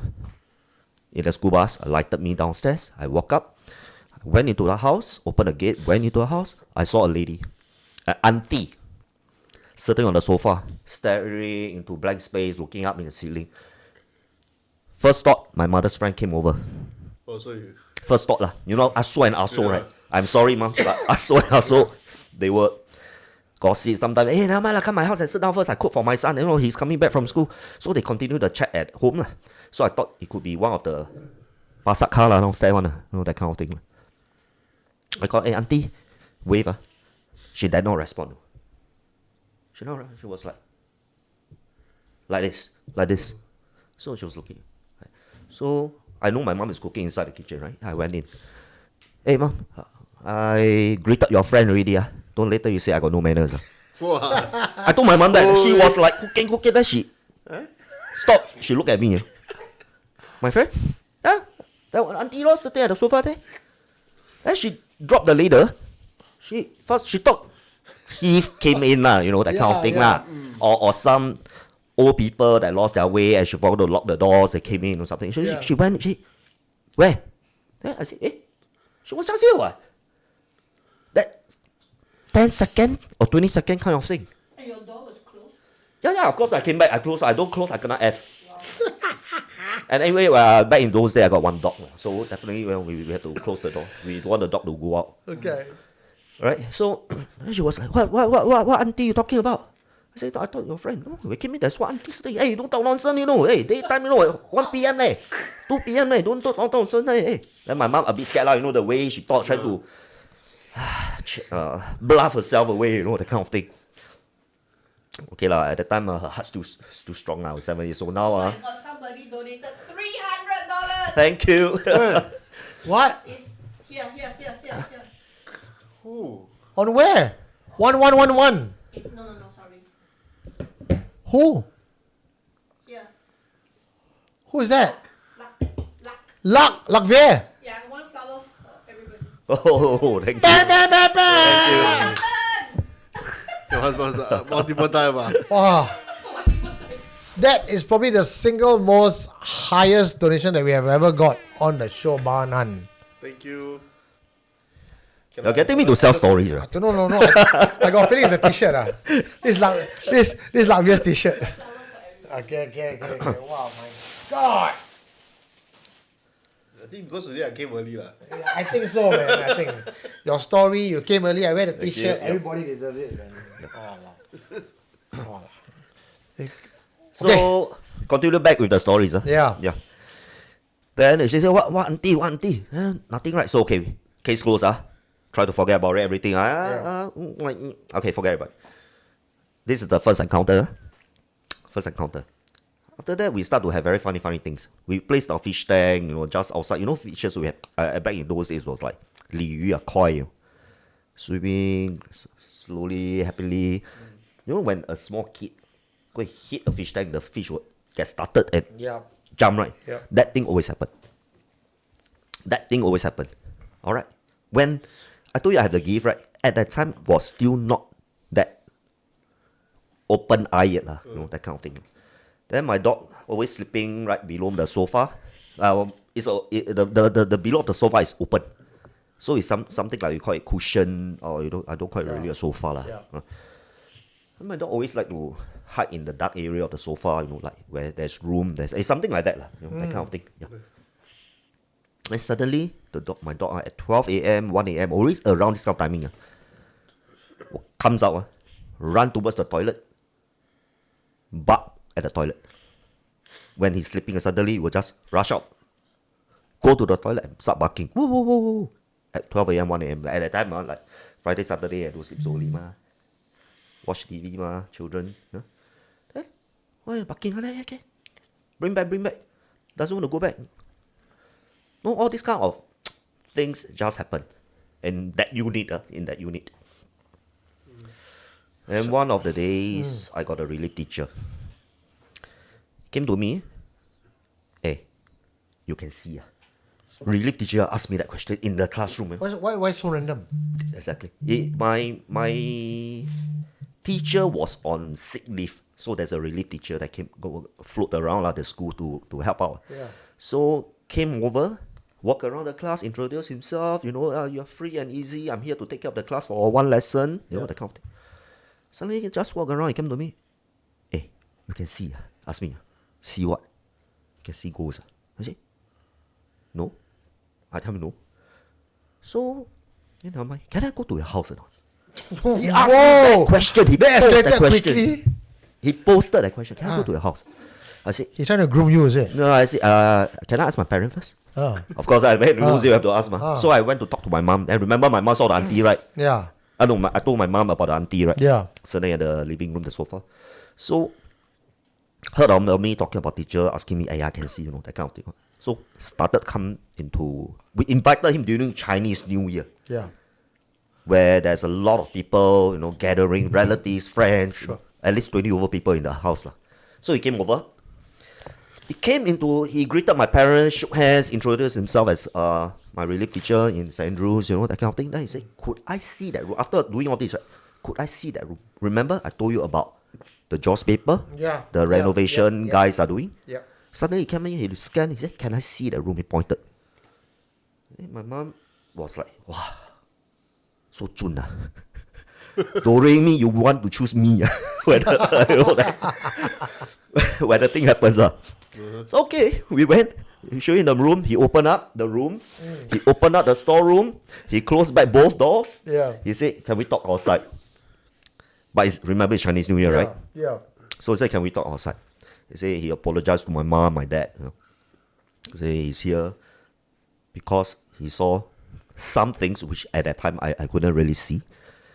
Hey, there's a whole family here. It's a whole family In the house. in that room. And that room my elder sister used to be sleeping. Oh. All right. I slept in the other room nearer to the master bedroom with my father. And my sister has another room nearer to the storeroom. So it's just like all the rooms and storerooms are end of the hall, the living room, end of the living room side. So ultimately, he closed by and say, we will talk about this some other days. It's Chinese New Year. Wow, hey, you don't come to my house, tell me this room got problem, and say, and all that, I support you. Thank you, Ozo7. Great stories tonight. They're reminding you again. Yeah. Great stories tonight. Thanks, Eugene, Mike, and Gavin. Thank you, guys. Thank you. Looking forward to Eugene's part 2 of last week. I promise to tell you the story. In fact, if you're a patron, you have already received those stories in your inbox. I will tell you tonight. Well, so speaking of which, patreon.com/supernatural confessions starts from $5, $12, or $24, all in USD. But what it gets for you, again, if you're interested in behind the scenes stuff, stories that happen to me, my case files, my daily journals, or what I do for Supernatural Confessions, the fuck ups, the joys, the tears, the sweat, you go to patreon.com/supernatural confessions and you get inside info. For $5, it's very simple. You get the I don't bombard you with lots of content every other day. It just becomes like once a month, couple of weeks, where I give you a TLDR version of what I post for the other higher tiers. That's for the soul. So for spirits tiers, it's $12 USD, and what you get is behind the scenes content, my journal, and some of the confessions that don't make it to mainstream, you get it as well. If you want to go for sentient, as the top tier that we have is $24 which is about 32 Sing dollars. You get everything that the previous tiers get, with the addition that my personal spiritual journey, I will be airing my own confessions, things that houses that I go to, my own spiritual encounters, my blog, my journal, very, very close to my heart. I will be sharing it up there. And also the added bonus that every 2 times a month, I'll be doing a fire ritual, as I will be doing anyway for this place. I will include your name. I'll give you blessings. I will extend your name into the fire ritual, and hopefully that you guys get the blessings, the goodwill, for abundance, for health, for wealth. That's what you get. So 3 tiers for patreon.com/supernatural confessions. Go knock yourself out. I've been so far this period of time, I've been updating almost daily. Yep. Because there's just so much to talk about, right? You just did the Cemetery Part 2 recently also. You Just saw? after- Yeah, I watched. Wow. After a year. Yes. Wait, you should do this. We should give the audience a goal. Oh. How do you do this? I have no idea how that happens. So basically, if they want us to, so now it's 11:20. Uh-huh. You know, 11:30 is witching hour for us. Okay, Mike, you do what you need to do. This is all new to me. I have no idea. So let's give them a little challenge, lah. Okay. In the next 15 minutes, What do we need to do? they need to help us reach a goal, lah. Okay, that's when we share the stream. You can But me too. when we see Where no. are we at now? 10 super chats. We are Okay, at we do 10 super chats, lah. Yeah. Okay. If now we are 11:20. I give 15 minutes, so that would mean okay lah, 11:45 lah. Okay. But then here he only put 15 minutes. So we're gonna extend till if we we hit that amount, we will. do a $10 lah. $10 10 I don't know, super man. chats, lah. Mike, it's up to you. Okay, we try. Okay. If we get 10 super chats, minimum $10, we will extend the show until very, very long. You have two options. But if they don't hit the goal, Bro, tonight don't need to work already. We pow you already. Bao me We pow you already. Bao chang already. so if they power you already. so if they don't hit the goal, But must then we decide allow me to when go toilet, end. you know. Yeah. Yeah, lah, then we decide when to end low. Or if they can hit 500, now it's at 380. 500. Okay. I don't. We can extend.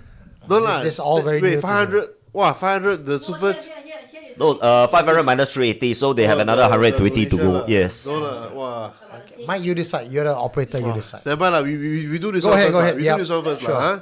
And then we see how. Okay. Okay. So very simple. 10 super chats. Each one has to be $10. Right. In the next 15 minutes, and then we will Extend extend half it an to hour. like half an hour. Yeah. Okay. We go to 12. Okay, then we go to 12 lah. No, actually, because of Joy and Luckville, we're already at 12. So now 12:30. Okay, so what we said, No, we 12, will 12. we No, because will Luckville and Joy brings us to 11:30 extend already. So to now 12. Midnight. 12 midnight. Midnight. So it's My fine, astigmatism is getting bad. I can't really read No, it's okay, it's words okay. of words. Also to let you guys know, and again, I'm full of great gratitude to you guys. I really appreciate it. Gavin is actually taking his night off on a peak period that he could earn so much. So your generosity is going to come in and help me. Thank you. I'll transfer you. No, it's all right. No, Yep. you're here because it's your livelihood, and I'm really appreciative. I'm here to actually support you too, Eugene. Yeah. Thank you so much. Bro, I'm a fan of your stories. Oh, Really. thank you. Okay, so I don't want to interrupt your McNair story. Please carry on. Okay. Yeah. So, as I mentioned, that the dogs will come out to bark. The fish will start to get, Sorry, start hold on. suddenly. My son is still awake. He slept, he woke up. Where's my son? He's there. Chris donated 20 sing. Shit. All right. Thank you, Chris. Leonidas, it's already 11:30. Okay, you can sleep at 12:30 tonight because mommy's not home. Hey, Yeah, you can. stop doing that. Okay. You have to go and sleep. Yeah, sleep. Yeah. Leonidas, you got to go sleep now. Thank you, Chris. Again. Love you, son. Thank you, Chris, again for the $20. All right. Whoa. Wow, all coming. Thank you. Here's my share. Thank you, Abby. Yeah, at $50 already. Oh, yeah, halfway there. Okay, guys. You still It's got the 40 yellow minutes to color. The yellow color $10. Oh, you know the gold doesn't register. But we appreciate the oranges. Whoa, 70. Extend beyond link limit. May the hunters rise. Whoa, 14 support. Yeah, 50 more. $15 Thank more. you, guys. We're talking about the yellow color super chats. I have no idea this could work, guys. I mean, I have no idea this option even exists. You want the donation drive also to have this can? Sorry? My donation drive. Donation different, nah. Another round. Fast, I also quite scared to see. Wow. Okay, no. Let's continue the Okay. story because we need. Focus. Give me a minute. No, Just we'll give reply that story. my We'll give that message, story. yeah. We cannot just keep looking at this. Yeah, you need to pee, is it? No. I just replying back your message. I need to pee. Again? Oh, you're judgmental. What? This is what happened to old people. Hey, old people need to pee. They cannot control their bladder. Yeah. No, whether it's too cold for him. Hey, I don't have to pee. I got adult diapers on. Let's go. Okay. So, make sure the dogs and the fish story will not be stopped again. Okay. Okay. Okay, go Yeah, ahead. let's go. So the whole thing started like that, and the family, my dad and my mom starts to get into frequent quarrels, and the quarrels turned to, family violence at the time, which was never happened. After we moved into this house, it's very, very bad, very, very bad. Yeah. So, police was being called in because of fights, domestic violence at that time, that kind of thing. Ultimately, we got some people who came in. Remember the teacher that I was talking about, right? Yeah. He came back. The relief teacher. Yeah, he came back. The relief teacher came back. At that time, he asked me whether you're fated or not in the spiritual world. Yeah. I'm going to open this door. Put your hands in. What door are you talking about here? The storeroom door. Okay. All right, the storeroom door. Yeah. So, he did some chanting first. I think maybe to invite the thing to come out, to appear or something like that. But back in those days, I couldn't see, but could really feel. Could feel would be more sensitive than the rest, right? So put it in. Wow, like electric shock, like got electric shock. Once you touch the air, that particular part. So he said, you felt something, right? I said, yeah, I feel like Static lah. yes, Yeah. like you got static, like somebody you and me, brush, that kind of thing. So he said, you actually touch on that thing. One of the family members. Okay, whole thing. He came in. He went to my sister's bedroom, which I told you, right? My sister's bedroom and his and the storeroom is just like next to each other. Yeah. It's a L shape, that kind of Yeah. thing, L shape. So we went in. Went in to talk. Went in to sit down and went to chant. He's like talking everything. Come up. He said, negotiation failed. Oh. Right? Negotiation fail. Because he's trying to tell them we are the new person. Okay. Yeah. New owner of the house. You should leave and not disturb the family, Yeah. that kind of thing. So they doesn't want to leave. They want us to leave. They want us to leave. to leave the place. And remember, we have altar, right? Yeah. You know, my mom and my dad back in those days, they respected the goddess of mercy, you know, that kind of thing, you know. So end of the day, sometimes you see the altar, people cling, cling, cling, cling, cling on the altar, you know, it's made of porcelain, that kind of thing. So you can hear, middle of the night, somebody's like hitting on the altar, on the statue. Like, on the statue. Yeah, like that. When you're watching TV. So, a lot of funny things happen. Until, remember I told you about 24/7, there's no sunlight to the storeroom area. There's a small passageway. There's no storeroom light. There's no sunlight. So my dad went to install a light bulb to make the place brighter. Right? Doesn't help. Right? One day, that relief teacher got something from his aunt because I think he's more into the spiritual world. His aunt is inside this spiritual world kind of thing. Came back to me, say, let me go to your house one more time. Not sell you, never charge me money, everything. He just want to help my family out. Got a new deck of cards. Poker cards. 52 pieces, never opened one. Got 3 pieces of coin. 铜钱. Those coins. Copper coins. Went into the room. Since he said negotiation failed, they are doing something to neutralize the thing in case. So I say, after he went into the room, did some prayers, did some, rituals kind of thing. Came out, tell me to keep the cards. With the coins, the 3 pieces of coins. I say, what is this? Oh. In case they want to harm your family. Whoa! In case they want to harm your family. They have like many, I don't know how many spirits they have, like 9 spirits, 7 spirits, or, in a human or something like that. So, they are one of them. So he came out, he shared the story with me. After 3 sessions, right, he came. He told me the truth. He sat down with my parents. Sat down with me together. They are here before you are here, before even the government built this building. They dug on this spot. Last time it used to be houses, those, Tofu Street, those kind of houses.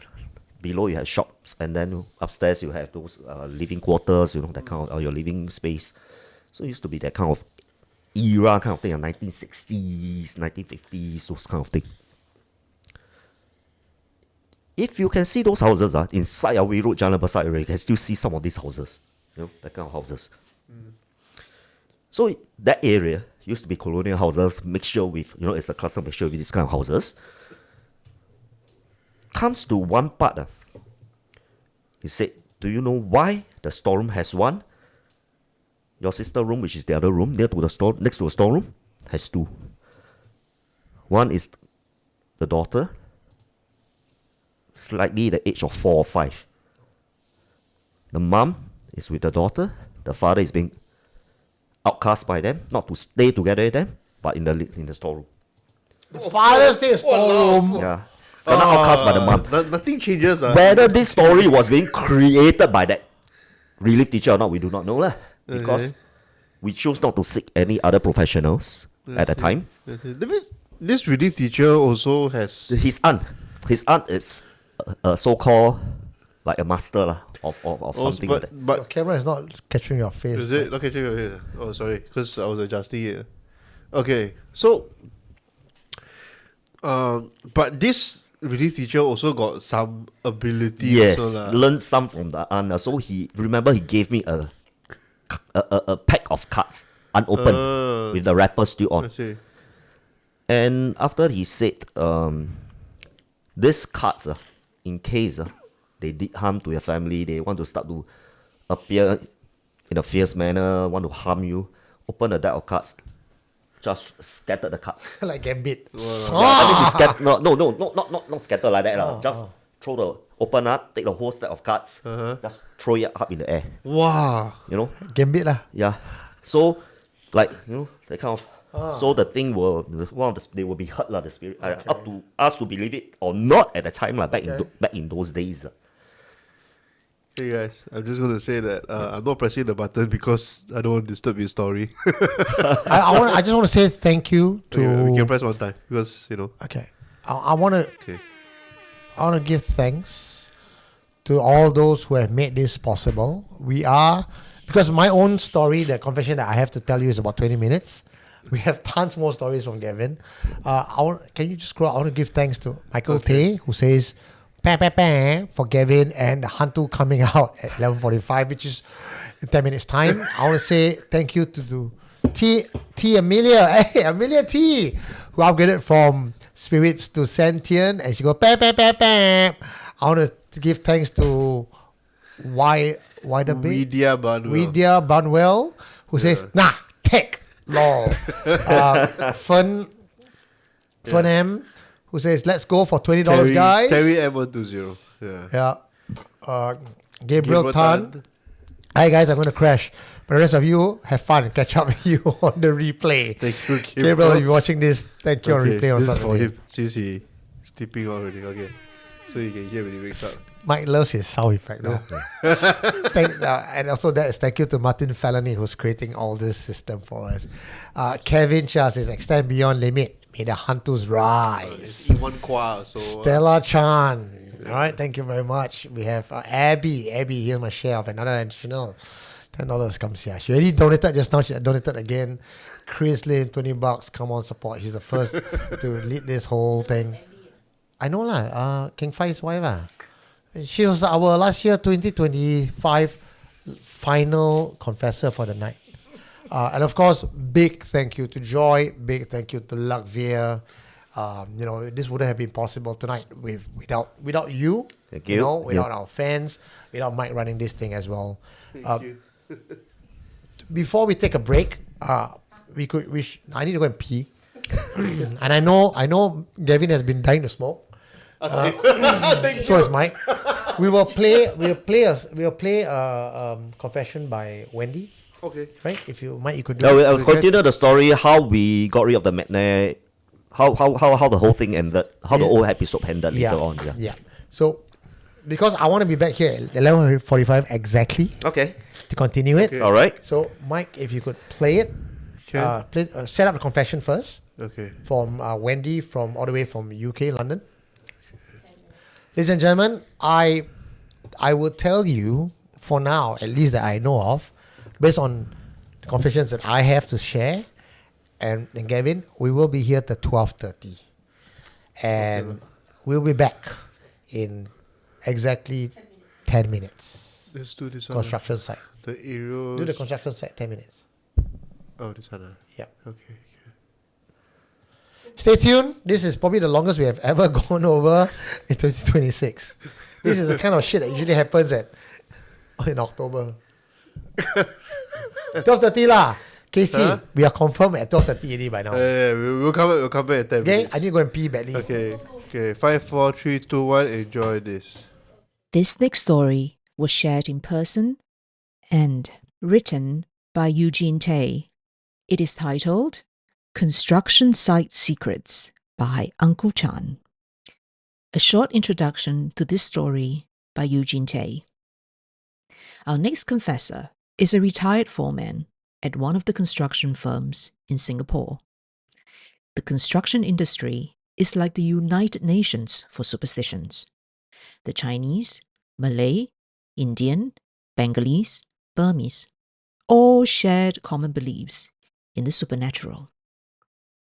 Every breaking ground day starts with prayers, without fail. The rituals today may be different from the past, but the practice never stops. If you think spirits come in only ghostly human forms, you would be disappointed. They also come as animals or insects. The 80s Singapore was a boom time for construction. Uncle Chan was clearing many plots of land to make way for new housing. A large part of modern Singapore was built on cemetery land, but the parts that have the most malignant spirits were actually in the forested areas. Those areas, my friends, are worse than the ones in the cemeteries. The ones in the cemeteries can be placated But when you encounter an ancient jinn or a gang of jinns in these forests, you are in a lot of trouble. For this confession, we shall call the victim Bob in order to protect his identity. It was around 7 plus in the evening, almost 8. It was getting dark, but there's still a bit of light left. The other workers saw a silhouette of a man walking towards a tree away from the worksite. He was wearing a work helmet and safety vest, so he was not immediately recognizable, but the workers knew each other well and could guess who it was. No one paid this worker any heed. After all, they were all grown men and the workday had just ended, and the workers were busy packing up, so no one thought much about why Bob would go to the site when they were specifically told it was out of bounds. It was not until someone saw Bob draw out a parang to cut himself in the neck that there was a flurry of commotion. The workers dropped what they were doing and ran towards their friend. The first few who arrived tried to stop him, but Bob continued hacking away at his own neck. It took a considerably long time before Bob collapsed on his side in a pool of his blood. By the time news got to me and I rushed to the scene, Bob was already cold and lifeless. Police and paramedics were called in, and a full investigation was conducted.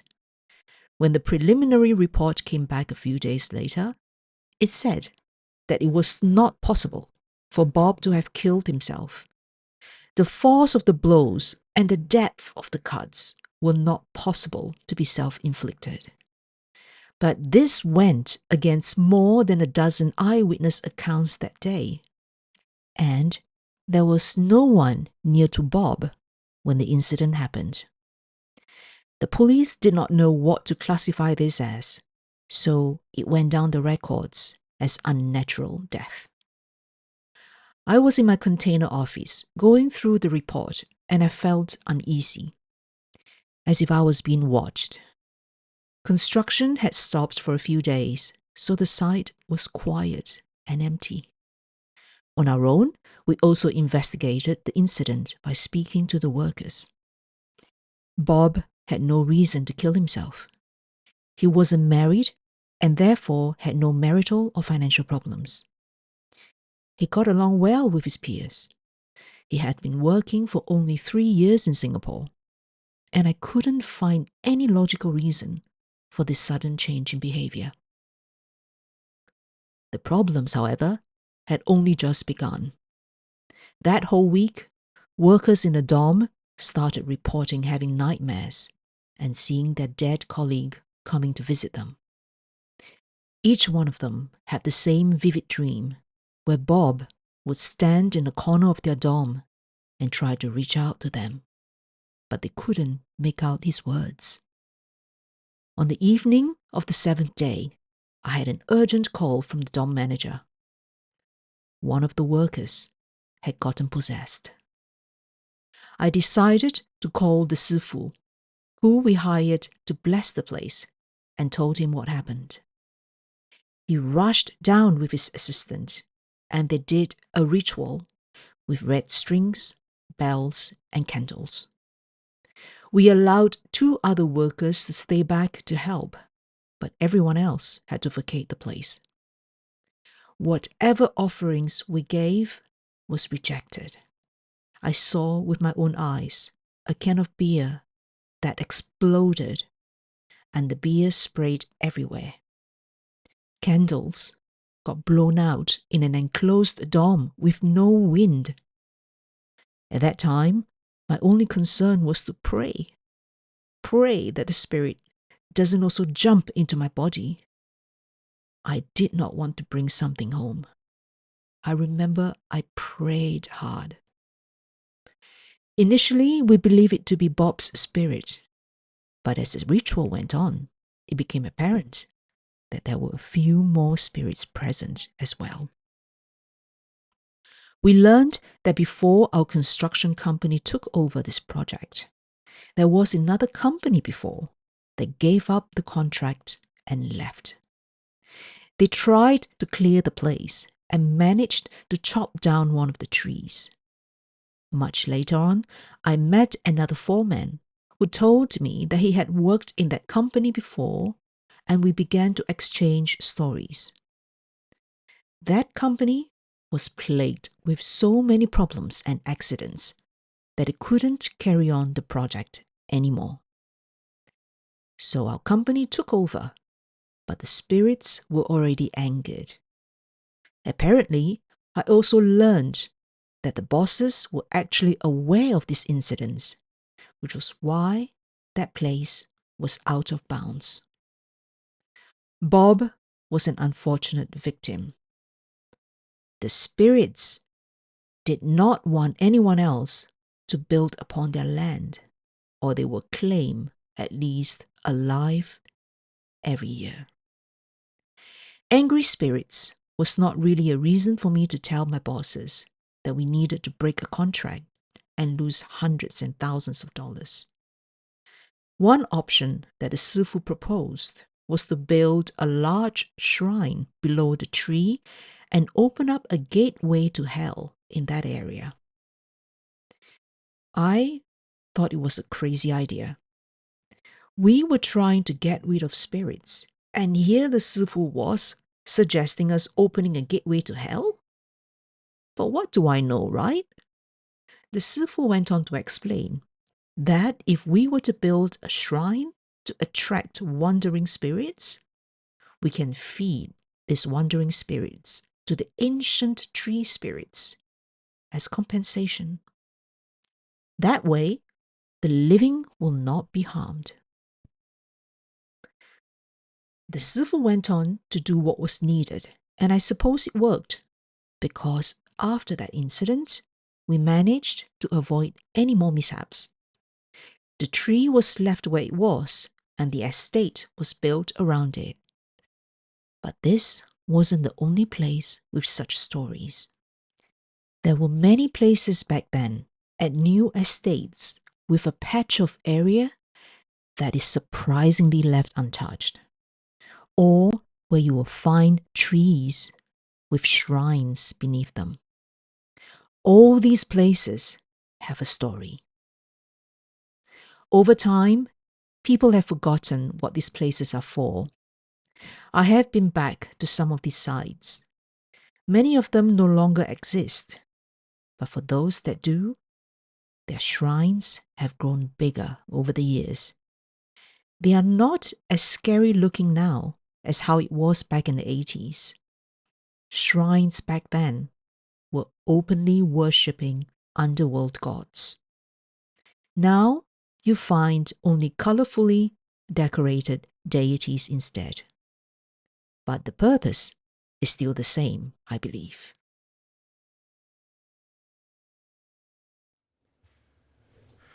And we are back. Hello. Okay, so Eugene is trying to get things done. So I'm gonna shout outs to Susan Lee and Suck This Vijayan. Thank you. And then Michael Tay again. Cannot be right.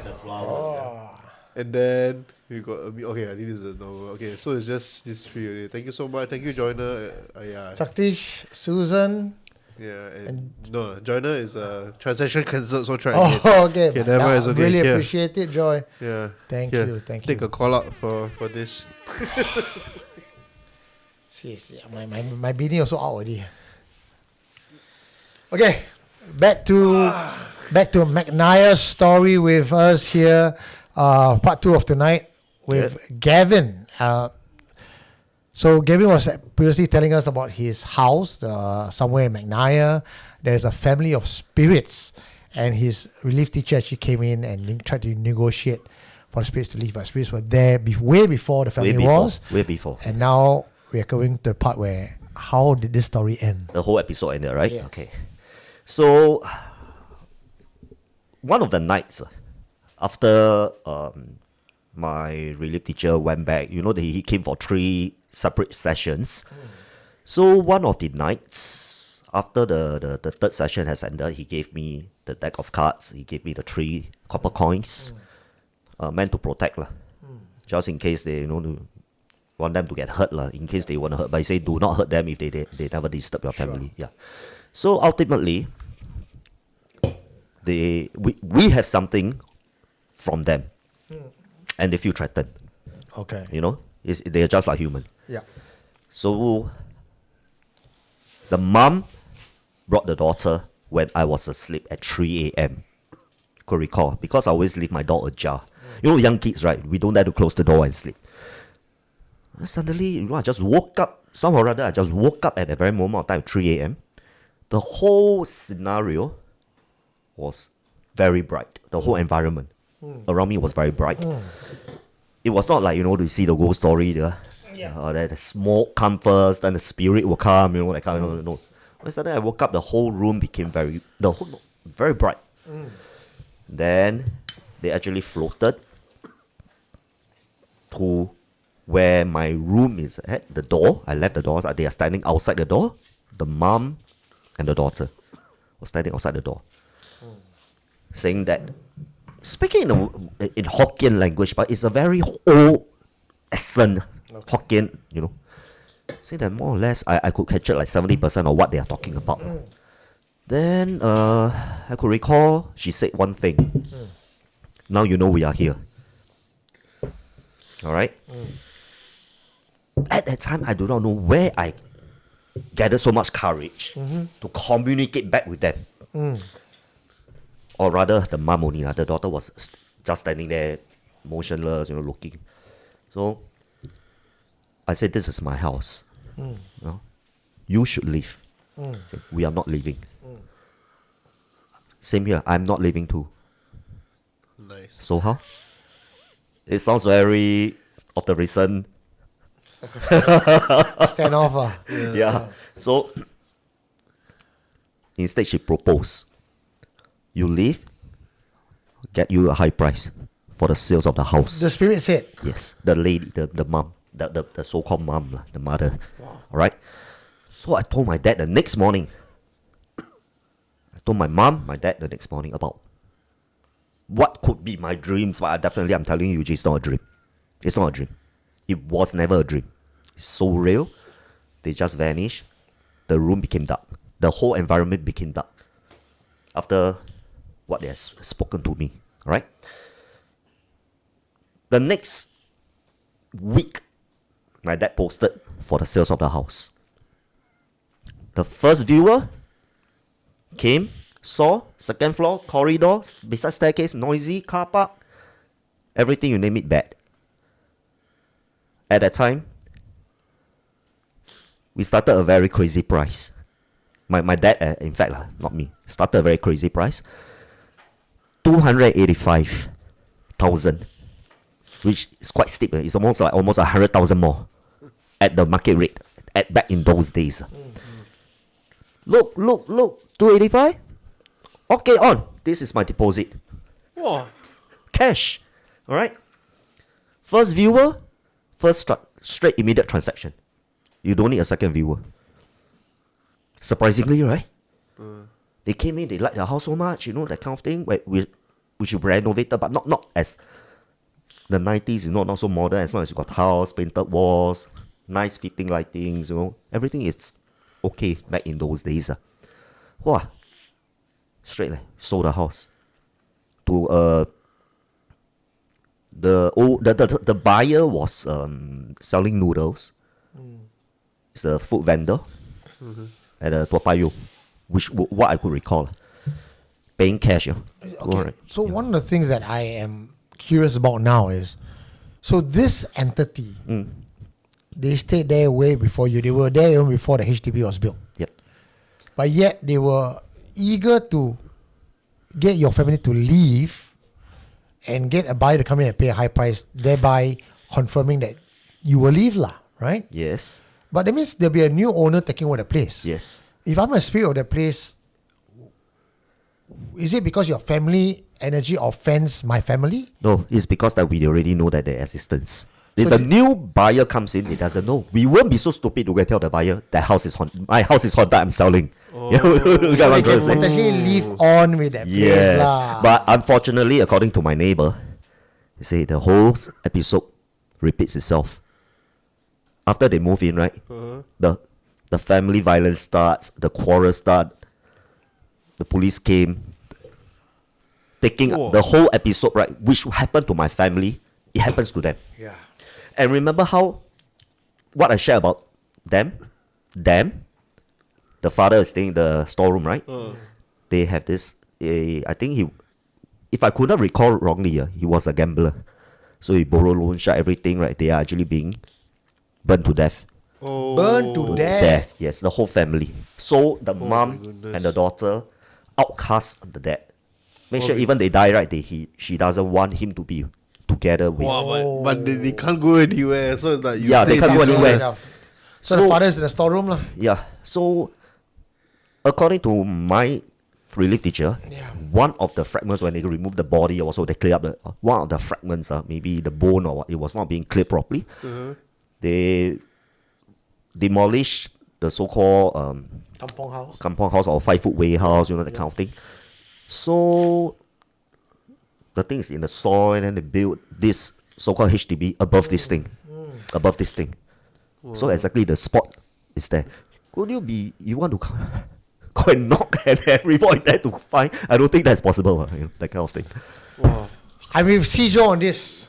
That you are the reason why our property inflation happened.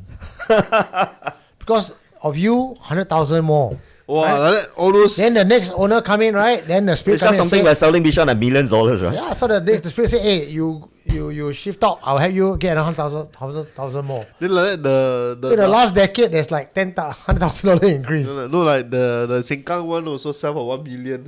Yeah Nobody lah. understand. All the spirit, nobody understand, right? Because the house was haunted. The hantu helped to raise the price. So what's the cause of inflation of our property? Not because of the government. Hantu. Hantus. The fragment never clear. 11:45 now, almost midnight. This place, Gavin. I mean, you are sensitive, so you can tell. This room, generally, at 11:45 onwards, the energy shift. Yeah. Before that, energy is here already. I will actually request to close the curtains, actually. He knows. Yeah. I won't elaborate too much. Yeah. I'm just requesting, if possible, we close the Grace, curtains. go close. Yeah. But you tell us story, Ken? Did you feel anything inside here? Yeah. What is you? Okay, so I felt something. Gavin, first time here, he felt something. No, the first time I entered the room, I already don't have a good fight about this. Yeah, but it's a studio. I come with politeness. Yeah. At around 11:35. Yes. Just now, when we all were taking our break, Yeah. they were all crowding outside there. Yes. Not crowding. They are coming. But they were very happy and excited. Curiosity. Yeah. It's like kaypoh, like what's happening. Hey, still have humans, Yeah. There's none inside here? You don't feel any inside here? Have. You think that chair there empty, no one sit? No, but later then I tell you lah. Or you felt something as well? You Eugene. heard? Grace said something. Yeah. Grace said something. This chair. This chair, right? The This orange chair. one over Yes. Yes. No, I heard behind Yeah, guys. with your... We are sticking up for you, So audience, support please. So you are the one that want to extend the show 15 minutes and then want to do the extension of the show. Okay, we are. Do you think that taking a the game thing about here that. is Yeah. someone that we know or we don't know? No, we don't know. It's external, right? Just pass by only. Just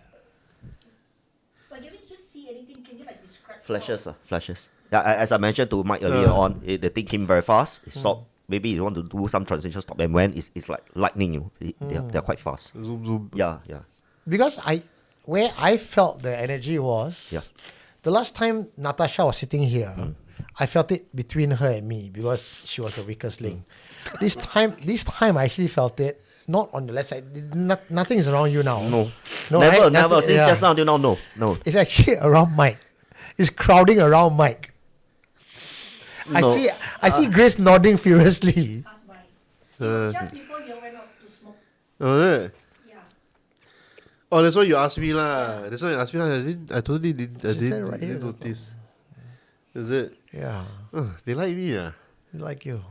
There's a I cute. hope so. I mean, I hope. They're not modern people. They're from ancient times, right? Yes. They're talking about this, but they are actually They're not modern people. but they are not demonic as well. They're just They are spirits of they're not false. Yeah, they're not false. Yeah. But that's why we still have a successful show that's going on Yeah. right now live. Yeah. And we don't have any technical issues, that kind of stuff. So We appreciate that. yeah, so when I came to the room, I'm not very comfortable with that window area. All right, I'm not very comfortable with this area. this area because That's why you can see I'm standing right there. I Mike- don't even want to go to the corners. Mike Yeah. on the previous shows that he did, right? The guitar that I have behind Mike started playing on its own. The strumming okay. sound. Okay. I heard of piano, they program it so you can play on its own in the hotel lobby, but I never heard of guitar. No, my guitar not so modern. Guitar not so modern, yeah. No, let them do what they want because they are not They're here to hurt. yeah. lah. So far, they're 11:45 onwards, this place will be crowded already. very, very, yes, very. Okay. Welcome, all the spirits of 195 Pearls Hill. Hope you enjoy this live show. Pang Lui leh. You see lah. Okay. So comments. Homely AF. I'm sorry, I don't mean to add the dark remark. Something feels warped in the room. I know, right? Abby. No, okay, so just, you guys may not have seen Abby on last year's show. Abby also got that eye. Oh, Maybe got okay. that eye, yeah. So most likely she could see what I saw. Yeah. Yeah. Oh, Anyway, this- you know that always when I see these things, I have discharge coming out from my eyes. The sticky type. It's not the normal tear. It's But like the buttock is very sticky. Susah, It's like people, hitty, that kind of thing. It's way more hitty, way more sticky. Yeah. I like to think that it's actually the aircon blowing, but I saw the curtain move. Yeah. I saw the curtain move. Wow, this Paris very mean. Where's Natasha? I'm already smoking incense. I'm smoking incense already, okay? New one incense I just placed. Stop moving and imagining. Okay. Whoa. What are some more stories that we have from Gavin? Gavin, is that end of McNair or there's part 2? Oh, that's more or less, More or less end of McNair. part McNair story because okay. we move out, then we move on, and but I'm still in touch with my ex neighbor in McNair. So he told me the whole episode started the whole thing. We should interview your neighbors, yeah. I think they moved. They doesn't want to be neighbors with my house. To the spirits around this place right now who are hanging out with us, I invite you to turn off the lights. I'll invite you to topple the stand. I invite you to touch Mary Mike, Thanks, strum the guitar. Give us a sign that you are here. We will, we welcome you to the show. McNair Road. Oh, okay lah. Postal code 320. Oh, you also. How to see? 320. Hey, Hantu so much support show leh. 32011. Let's That's what I got. you all talk about One being to one. inclusive. Lim Pei is the most inclusive one. Living or dead also we pao. Okay, Hantu, touch mic now. Don't be sneaky sushi lah. Yeah lah, that's true. Be Cannot, more cannot. polite a bit. Yeah, cannot. No, coincidence lah. Yeah, No yeah. coincidence. Yeah. Okay, Mike. Do you have one more? You want Yishun. Gavin? Oh, Yishun cannot. Right? Sure, you say you'll tell us after the show. Hey, Patreon got Patreon got exclusive there. Patreon got the power one. We have, let me see. Okay, St. Andrew's one. I think it's only more police already lah. Better don't. Better don't. Oh. Even I want to go toilet, I need Eugene to go with me. SMRT also have. SMRT. Yeah. SMRT buses. Mo Kio Street 62. Oh, If you remember where the Yio Chu Kang Road, the Motorola used to be at, or Mo Kio Police Station used to be at, that cluster there around that area. Okay, It's a very old estate. Yeah. let's go. Hi, you. Ang Mo Kio. Those who live in Ang Mo Kio tonight, let's give a shout out to us. Let us know how many of you are in Ang Mo Kio. And this is Ang Mo Kio where? Street 62. Ang Mo Kio Street 62. If any of you are really there, There's no residential area around there. If you know where the Yio Chu Kang swimming pool is at, the fire station, the police station, it's actually behind. Oh, now I got to go and Google Yeah, this. it's an industrial park area. Yeah. okay. So I was there after my police force. I joined the private sector, and then I'm quite sensitive to all this lah. So Fox Fu works there. I work there, sian. Fox Fu, I work there. Sian. Fox Fu, I work there. Fox, congratulations. Is it near NYP? Yeah. Yeah, it's quite Okay, near. It's quite near. okay. It's actually you can enter by Yio Chu Kang Road, or you can enter by Sorry, before you carry on, Chris is asking Gavin, is there one with horns? Because Chris was actually one of our confessor a few weeks ago. this place. Yeah, The one that you saw just now. I saw many. Which one? got horn. Not? Any of them got horn? Not? No, the ones with horns they are not entities. They are not spirits. They are more to demonic. But kind are they of- here inside? Here just now. No, I did not see them. Okay, don't have. I did not see them at the moment. Yeah, but I did see a lot of flashes. I did see some crowds, some Okay, silhouettes. I got one curveball. Also, Chris Lim, when I was talking to him the other time, right, he claims that I got something following me on my right side. You When can confirm. people following you. No, he claims I got something following me. Some or usually hanging around on my right side. If you can If there is just blink off. If there is it most likely they are children. Ah, Yeah. okay. Do you like children, or maybe you have like children have faith with you, like? I'm a teacher lah, so Oh, the well, one yeah, is- maybe that yeah, spells no. the thing, like you are not a fierce teacher, that kind of thing. That's why children likes not a teacher who are not fierce, they can bully. Okay, Yeah. Mike, Auto I'm going to lah. give you some protection. give me your wrist. Give me your wrist. What? Ah, no, is it Chris? Mine, yours is not a ghost. Oh, okay. See lah. Not those, then what is it? Huh? Oh, they came in. He They- insists he won't. He insists he won't describe more because he says that it will get him in trouble. But apparently, mine, for some reason, is a passed down entity from my father's side. But the problem is that my father is a big skeptic, so it could be that he don't even know. So the downline of this that Chris is pointing out, I probably don't have any more. I cannot find answers anymore already. But it's okay. What I gave you guys is Blessed Dragon Blood. So Oh wow. I fully enchanted during the Naga Dragon Festival. So this is very, very powerful. Yeah. Okay, we are all protected now. Okay, carry on. All right. Ang Mo Kio. So Fox says, sian, right? Used to work there. No choice. Fox, I think you should know about the workshop, the bus workshop area. Right? And we have a main building. Right? So the main building itself, level 2, level 3, where the management office is at, it's and we do have a rooftop, we call it a terrace, open air terrace, and there's also a meeting room there. Right? The fierce one, it's actually the old building where the bus workshop is at. Right? BC training room. Alright, Fox, if they're still down there, you're still working there, I think you should know. Or the guys who are working in SMRT should know that where the bus workshop is at.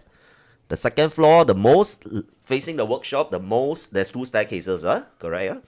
The most right one going up, where the bus captain restroom is at. Female restroom first. Always the light spoil. You replace it today, tomorrow blue. You replace it the next day, the third day will blue. So, they put one dim light. You know the UFO light, right? They bypass it, the so-called emergency light for fire, right? They bypass it, they connect it, So wherever you open the room, it's very dim. It's just like people, back in old days, they developed the cameras, film, very dim lights. Female restroom, I remember. Male bus driver is more than the female bus driver. So the female bus driver will never sleep in the room. There is one entity in that room. In that room. A bit RA lah. I don't want to mention too much, elaborate too much. I want to know lah. Huh? We got it behind off screen. Okay. Okay. Fox, if you are working there, I think you should know the story. A lot of Hamsat bus driver, right? They go in sleep, they sure get wet one. They get wet or they get wet? W-E-T. They get wet. Yeah. Okay? W-E-T. Alright. So this bus driver will pass the news to this bus driver. The bus driver pass. So they all go there to get wet lah. Yeah. They want to get wet, right? They go inside. Of course lah, yeah. Yeah. So they will sleep there. No lah, get wet as in. Okay. So this one I'll share with you off screen later. So some purposely bring towel, bring extra pants, extra underwear. Who need to go some Tio massage parlors? Yeah, just go to that place. I think you have to confirm this for us. Sorry, you go. No, I'm very interested. Yeah, Fox, you go and try, okay? Fox, Fox, better don't, Fox, because a lot of driver went in. We tried, yes, the moment of shockness is there. Comes out, right? They get tired for at least 7 to 14 days, 2 weeks. They are very, you can see them like zombie. Cannot drain. Yeah, that's the word. So you don't have the energy to even work. Don't have the energy to even get out from your bed at home to come to work. That's why they're always on IMC, some even hospital leave, that kind of thing. Yeah. Very weak. Okay. So that place, I think most of the BC bus captains, they knows about that. And lots of them. But not as many as this area. Usually after I come, I want to take a nap at least lah. Cause also very tired, cannot drain. I bring you there. But not For 14 days 14 lah. days. Not 14 days lah. You have At least towel an hour and your. Do you have Basic your one, towel and your extra clothing with you? No need lah. Because you need to wash out after them. No need lah. Just going all No, the thing, natural. you know why? Don't want to pay money, go and try. Donation.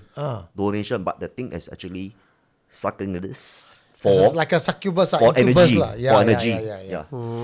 I mean, there's a few cases that I've actually gotten stories from, and I think 1 or 2 cases in my life that we actually have this kind of story where there's a female spirit that drains the energy of the male occupants there. Yes. So in the initial period, right, you feel like, this is like I always say, hantu are friends, right? We don't pull out the big guns unless we have to. But so most times you just go in, there's no malicious intent, nothing happening. And like what you say, right? If someone's having a happy time there, there's no immediate, clear and present danger. But it never start off as 14 days tired or MC. It's just start off, at first you enjoy. The damaging part is quite bad. Yeah, but it never a one shot. It gets gradually because it becomes addictive. Yes. You go. Yes, and you want to go back. The same person Correct. always wants to go back to that area. Yeah. So, it's not like a male toilet, female toilet, that kind of thing. Even it's a female restroom, but there's no female sleeping inside or resting inside during their non-working hours. But this kind of thing, right, is not spirit anymore. Like. This kind of thing is demonic entity. Yes, I believe it is. It's a demonic entity pretending to be a human spirit, giving you what you want. In your dream, when you're half asleep. Sure, that right? They kind can of come thing. in any shape and form. Yeah. But what they want is your life force. Yeah. So they extend their energy or they whatever belief that we have in them. And I know there are men out there who blatantly sleeps around with women, and the thing is, it's quite a flex, right? But every person you sleep with, male or female, right? On that side of the fence, you're actually giving part of your soul fragment to your partner, no? And when you ejaculate into that with that partner, there is a soul tie and a soul bond already, and there is a continually giving of the energy. That's why it's when people say high body count, everything is just a number. No, it's not true. In spiritual sense, right, you leave fragments of yourself behind in every way. Yes. And for male, I mean, it sounds as sexist as this, but the male sperm is actually life force. And spirituality, especially when you do practices like tantra and tantric and all that, right, you don't ejaculate. You can still have sex. Yeah. You don't ejaculate because you want to retain the energy in you, the Correct. life force in you. That's why you see when people go for health massage on the male genital parts, they do not do until the way that you ejaculate. They really go for the acupuncture part. It's painful, yeah, and Thailand have yes. Not in Thailand, China also have. 抓龙筋啊。 Yeah, 抓龙筋 correct lah. So in Malaysia also have. The proper and the genuine ones, they do not do ejaculation. Yeah. Yeah, it's painful, but you can see the pressure when you're urinating. You can kill a cockroach. Whoa! Whoa! Yeah, I cannot put cockroach and ejaculation at the I same will say time. big cockroach, maybe small cockroach. But Next time I see a small Oh, cockroach, this I will one- try to come on the cockroach and kill it. so you're tickling my TCM knowledge. Ah, So generally when at least you it's your TCM when- knowledge when- and when nothing you- else lah. I thought you were tickling your. No lah. No, so when you fire off, right, you lose what they call your kidney jing. Yes. Yeah. That you feel painful in your kidney. that kind of Yeah, thing, yeah, right? correct. So I wonder whether like if I were to pair this with whatever the entity is consuming, I wonder whether is it wants the whatever is. I'm not too eating. sure. I have never tried. Like, I never asked. You Yeah. ever have any entity that like to consume kidney? Kidney. Kidneys. Kidney and liver. No, not that I know of. Never encountered that. It could be because I told you some went into the hospital, they got hospital leave after Yeah. sleeping there for 2 hours, 3 Yeah. hours, they come out. Yeah. They Yeah. knowingly knows that what is going to happen and they still go for it. They cannot stop already. They're addicted to it. And they recover after like maybe 1 month or 2. go back. They went again. back in. Yeah. Yeah, because also I read to you when zinc drains too quickly, right, your kidney will weaken, your liver blood will weaken, and then it will lead to fatigue, emotional instability, poor muscles, weak muscles, and poor sleep. All sound like very familiar Yeah. symptoms, right? Yeah. So now it's like, what do you think the hantu is actually consuming? I'm not too sure. I have no idea. No, it's totally Because I do spiritual practitioner. I'm a spiritual practitioner, and I actually conserve my life force. Hey, wait, before I have to remind Fox, after listening to this, maybe he doesn't have knowledge, he works there. Anybody works there, be rational, be rational. Don't because of that moment and then no, I will strongly advise to avoid that room. Oh, Fox, I strongly advise you to try it. Yeah. Okay. Anyway, so to respond to this comment by Yeri Jibang, so PCC life force reading, yes, Yeah. correct, it really is. So like, if you are a chronic jerk offer, yeah, Chronic jerk off. Sorry, wanker. Jerk offer. you Wanker. Yeah, there's a good chance eventually you will start to realize why is it that your lower back is painful after you fire off.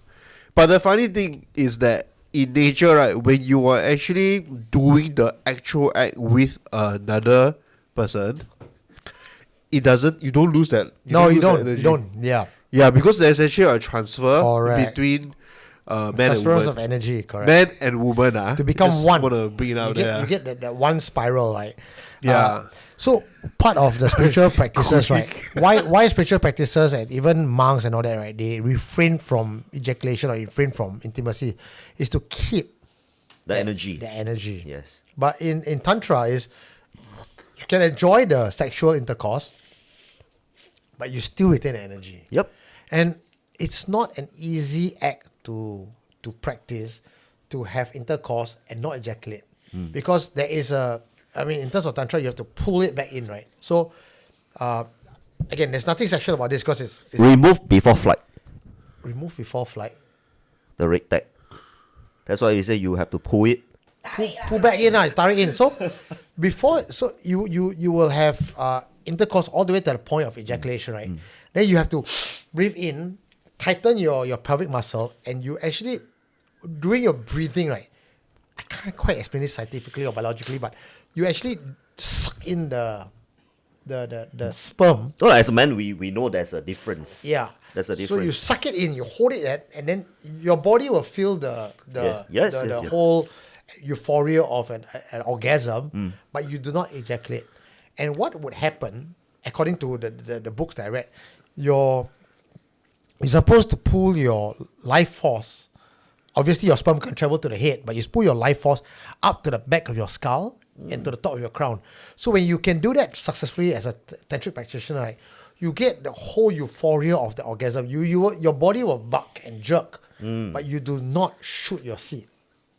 And then you can still get hard and keep going on and on. So the funny thing is, people use that entire training to stay longer in bed.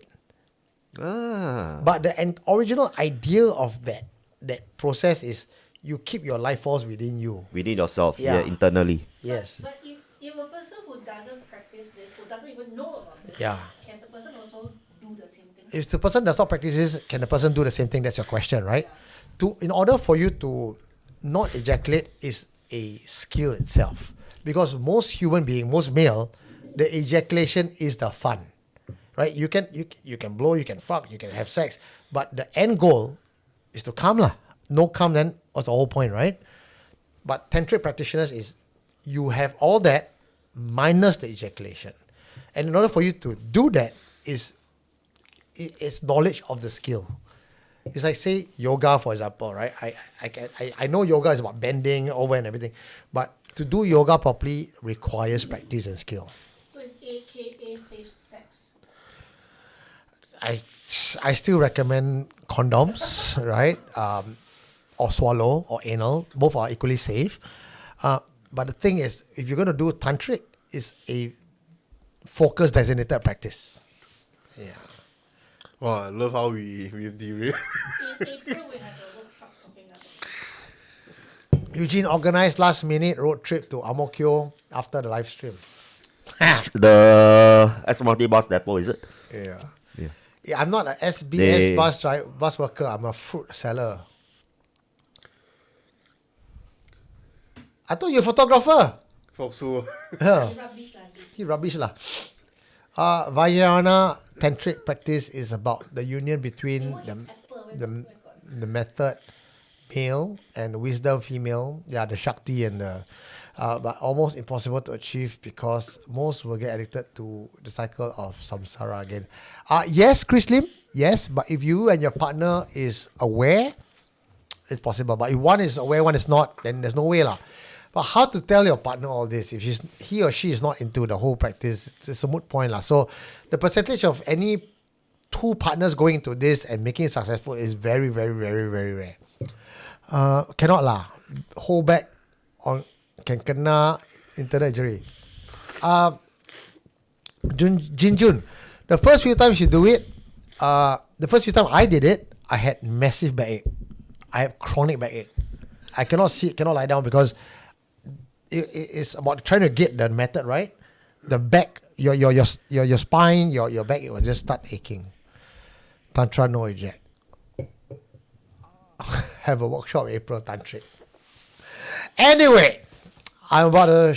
You good? I'm good. I will tell my story. All right. yeah, looks like it's time. Very talking here. Okay. I promise you guys that I will share with you the part 2 of the story. So give you an idea, and for those of you who are just watching in Friday Night Live for the first time tonight and did not lock in last week, from time to time, I will get case studies. I will be invited to someone's house to cleanse. Just this week alone, on Monday, I went to North Shore to cleanse someone's house. Right? So part of my job outside of live stream, part of my job outside of doing supernatural confessions, I actually do help people in real life. I don't share this publicly because the last thing anybody in life would like is when they are asking for help, you get a camera in the face and go like, can you please tell your confession? It's them cibai lah. So I don't, right? And after the fact, then I will write a story and I'll share on Patreon.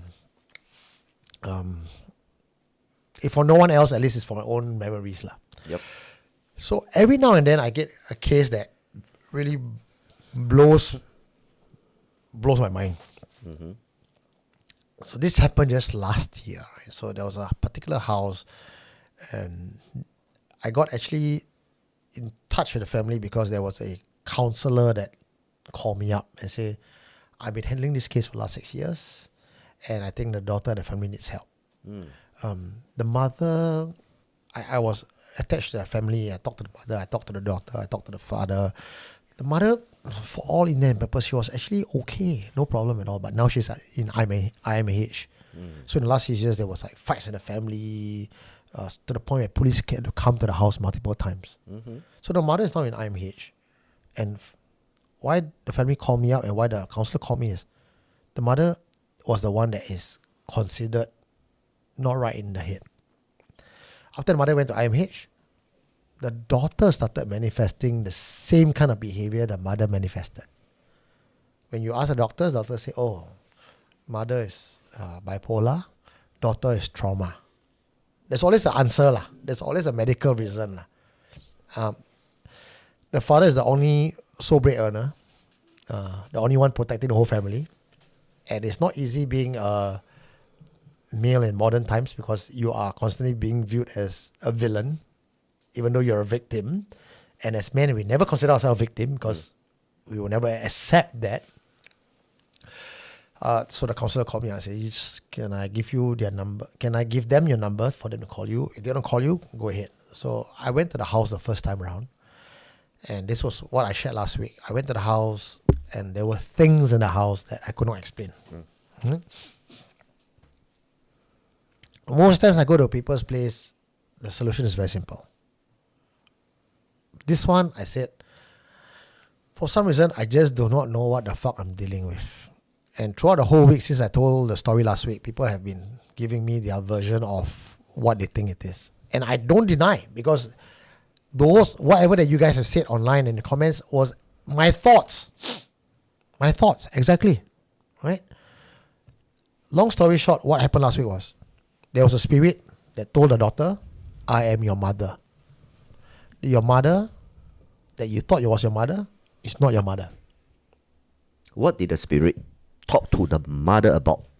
Ended up in IMH. I could not speak to the mother because the mother was admitted on IMH. There was a police case, so I could not speak to the mother. So I only speak to the husband, I speak to the daughter, right?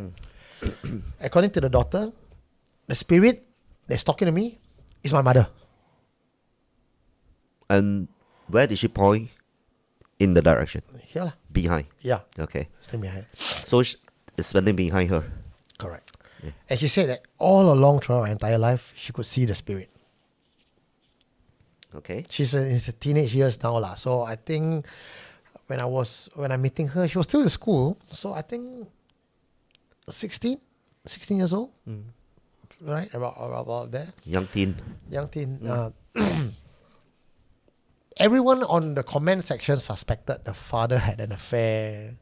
There was an abortion. Your typical classic case lah. Yeah. So, I ended off last week after the first meeting.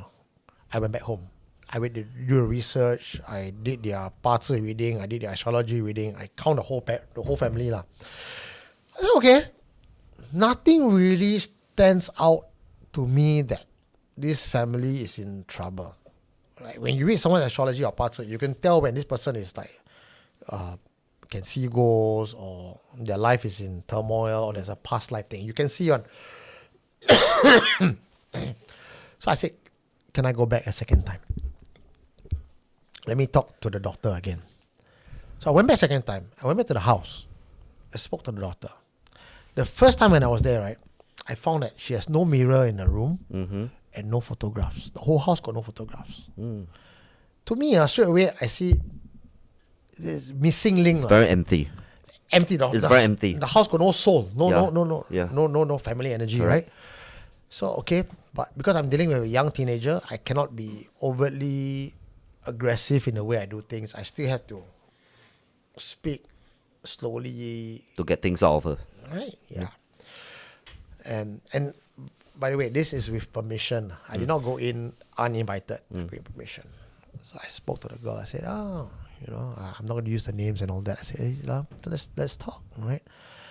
So halfway as I talked to her, she said, my mother don't want me to speak to you.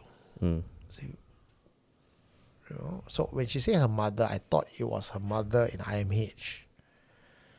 And So of course I was quite tulan. Nah, your mother IMH, because to me it's your mother IMH. She's a dabbler. She's everything. So I said, tell your mother, how's IMH? Comfortable or not? How's the food? Kuelana. Then the spirit said, that bitch deserve it. Who said this?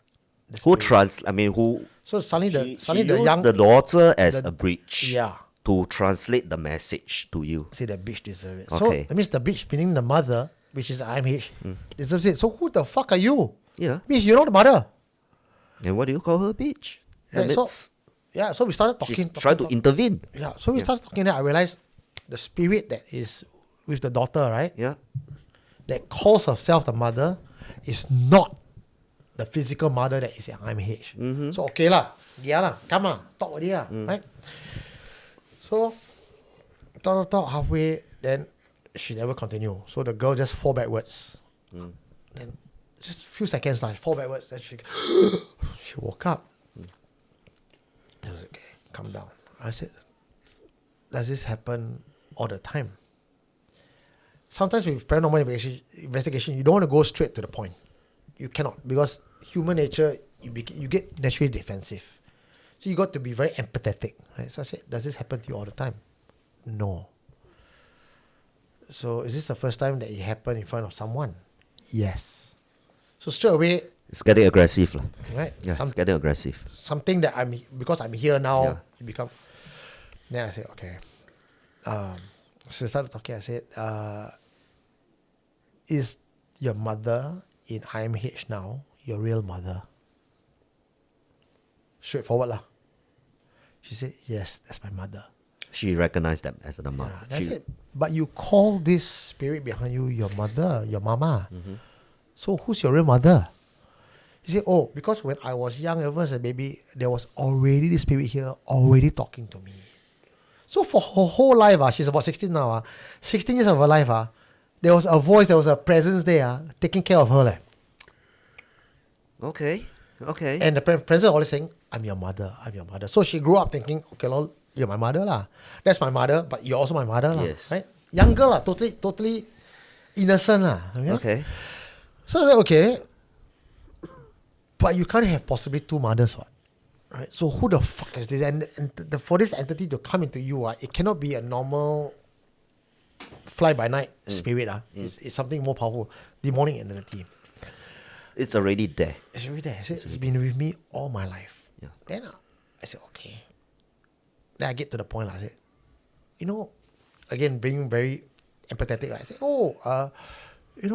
when I was your age, right? I remember I put out a lot of photos on my wall. I mean, you got nice wall here. Why you never put photos, right? Then she said, I don't want to put. I said, why? Because in all the photos, I can see her. Oh. I can see her. I say, who? Mama. Then She's inside every photograph that was being taken. So she pulled out her drawer and she showed me some like Polaroid digital print. Yep. She passed it to me. I look at it. You couldn't see. I couldn't see. To be honest. Okay. Right? I mean, I did not see closely like every pixel. I just flip open. In my mind, I expected to see, Oh, the shutter there. right, like something there, right? Couldn't see lah. So I said, then I reversed the question. So what do you see? Mama. In every picture? Yes. Okay. So since she knows, she acknowledged that this is the mama, the mother, it appears in every photographs. How come she doesn't want to acknowledge? I mean, in real life person, She acknowledged, acknowledged. but she kept the photos. She acknowledged. But no one believed her. No one listened to her. She's been trying to tell her father. She's been trying to tell her mother. She's been trying to tell people. No one could see what she saw. So she just keep it to herself lah. I mean, I can understand that if your whole life you can hear voices, you can see things, but no one believe you. After a while, you just diam lor. Yeah. Right? So I took one photograph. I saw I think it was a 12-year-old birthday party. They were taking a Polaroid camera. Right? So I said, okay. I put my hand on the photograph. Right? I closed my eyes. So you guys may have seen this video that I actually posted last year on 2025. My left eye, according to one of the Tua GRP, right, can see ghosts. My right eye cannot. It's only one eye. So people talk about third eye, everything, right? Actually, mine is a physical left Physical eye is all right. So I close the photo. I close And then both you my tilt, eyes. and I open your left eye. No, I mean I didn't open like physically open, but I use my left eye to focus beyond my eyelid. Okay, try to imagine, right? When you close your eyes, and I tell you to look into the distance, you can physically imagine how your focus would be. But I use it on my left eye. The minute I hold my hand there, I use my left eye. I could see an image of a woman in red, a young woman, and I just breathe. I never force anything. I just breathe in, breathe out, breathe in, breathe out. The young woman turned to an older lady, To the old lady. which I saw the previous time I came in the room. So the minute I open my eye, once you can see the thing, right? You look at the photo, you can see it. That is the person you saw. Yeah. So behind all her photos, right? Yeah. There is an old lady there. And the old lady, it's She the said it's her mama lah. So I said, okay, I know this is something I can see because it was my subconscious, right? But physically, my right eye, I cannot see anything. So I said, may I take a photo of your photo? She said, why? I said, I just want to try something lah. So I take her Polaroid, I take my handphone, I take photo. So in my Polaroid, digital, yeah, there's yeah. a Polaroid. Yep. I edit, I increase brightness, Yeah. I lower Increase. contrast. Oh, lower the contrast. Right? So Okay. increase brightness, lower contrast. Okay. In all her Polaroid camera, there is a foggy thing behind her. And some of the photos were taken in like those selfie studios, quite high end one. I know there's a lot of those studios around now that teenagers love to go and take photos. Yes, Right? yes. The one you pay $10 per photo, that kind of thing. I don't know lah. I don't go there lah. The machine type lah. Every single photo that she has a fog behind her. So is that a guardian? So not is that if you're, supposed to be a guardian? but except that this thing is her mama, which is not a guardian. It's a negative Does it entity. want to call her your mama?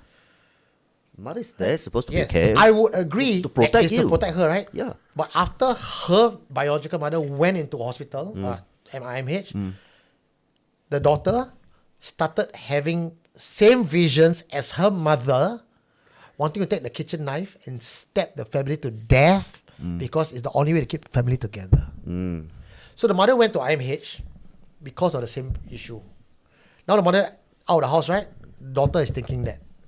In the last episode, if you heard it, the father is also thinking the same thing. Taking the knife. Wanting to Taking stab a the knife on the family. kitchen, wanting to stab. But I'll get to that in a while. So I told the doctor, I said, okay, never mind. So we both saw after I increased the brightness and lowered the contrast, right? She was on my set, right? We both saw it.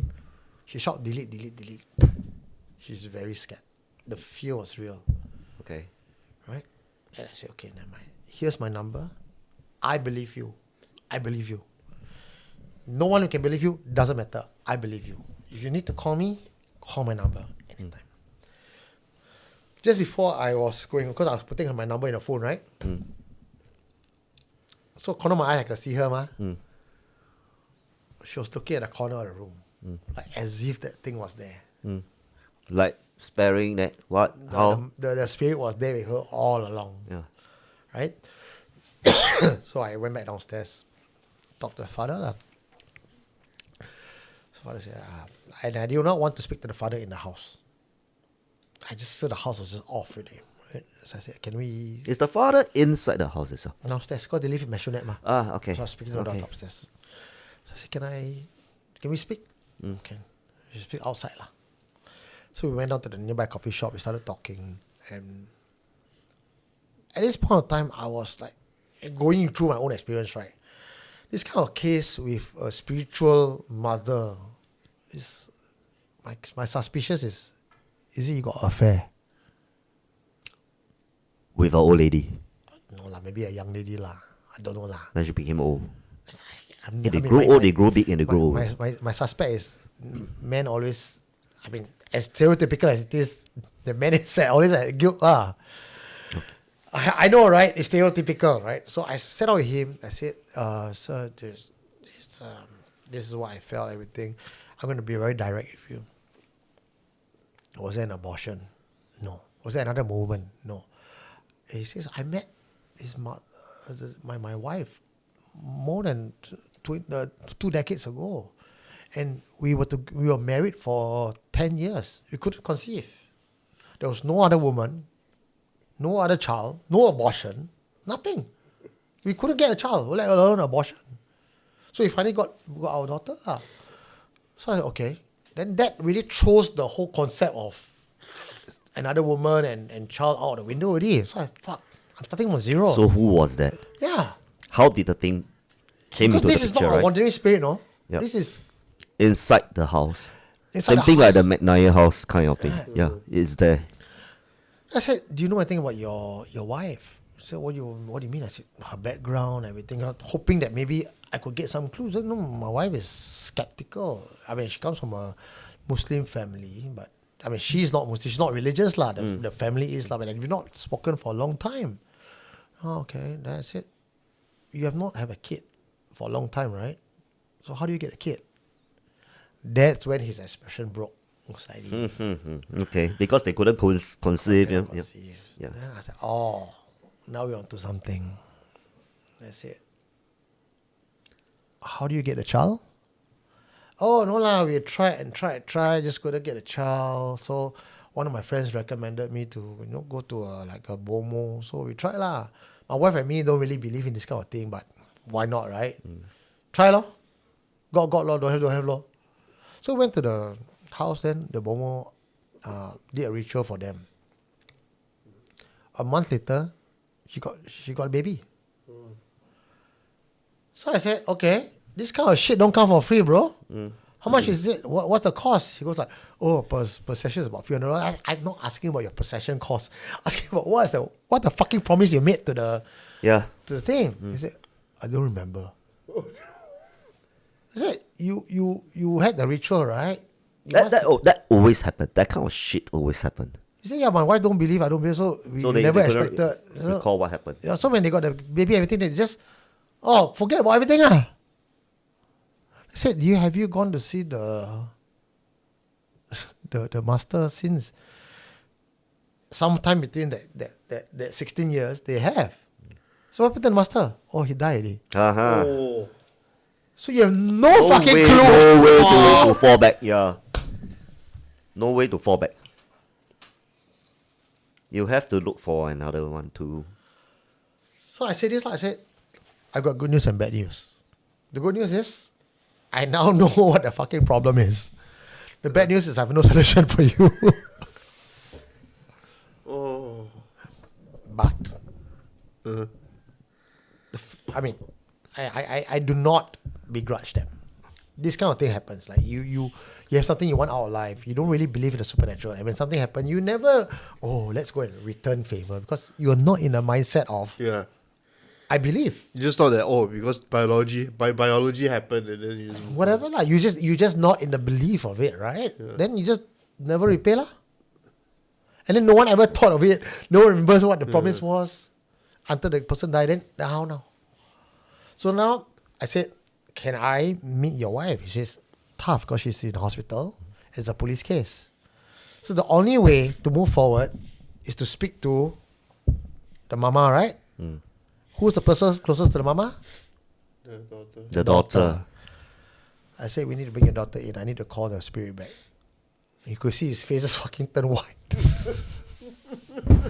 And I said, based on what you tell me, there is no time and there's no other options. We got to bring your daughter in and call the spirit into her to talk. Into the daughter. To the daughter to talk. And did we do that? I'll tell you guys next week. Yeah. Wow. True story. Well done. True story. Very few cases I have to go this length of investigation and problem solving. But I was dealing with a demonic entity here. It's not going to be easy. No. From what I heard, You promise something you don't deliver, huh? Yeah, they forgot.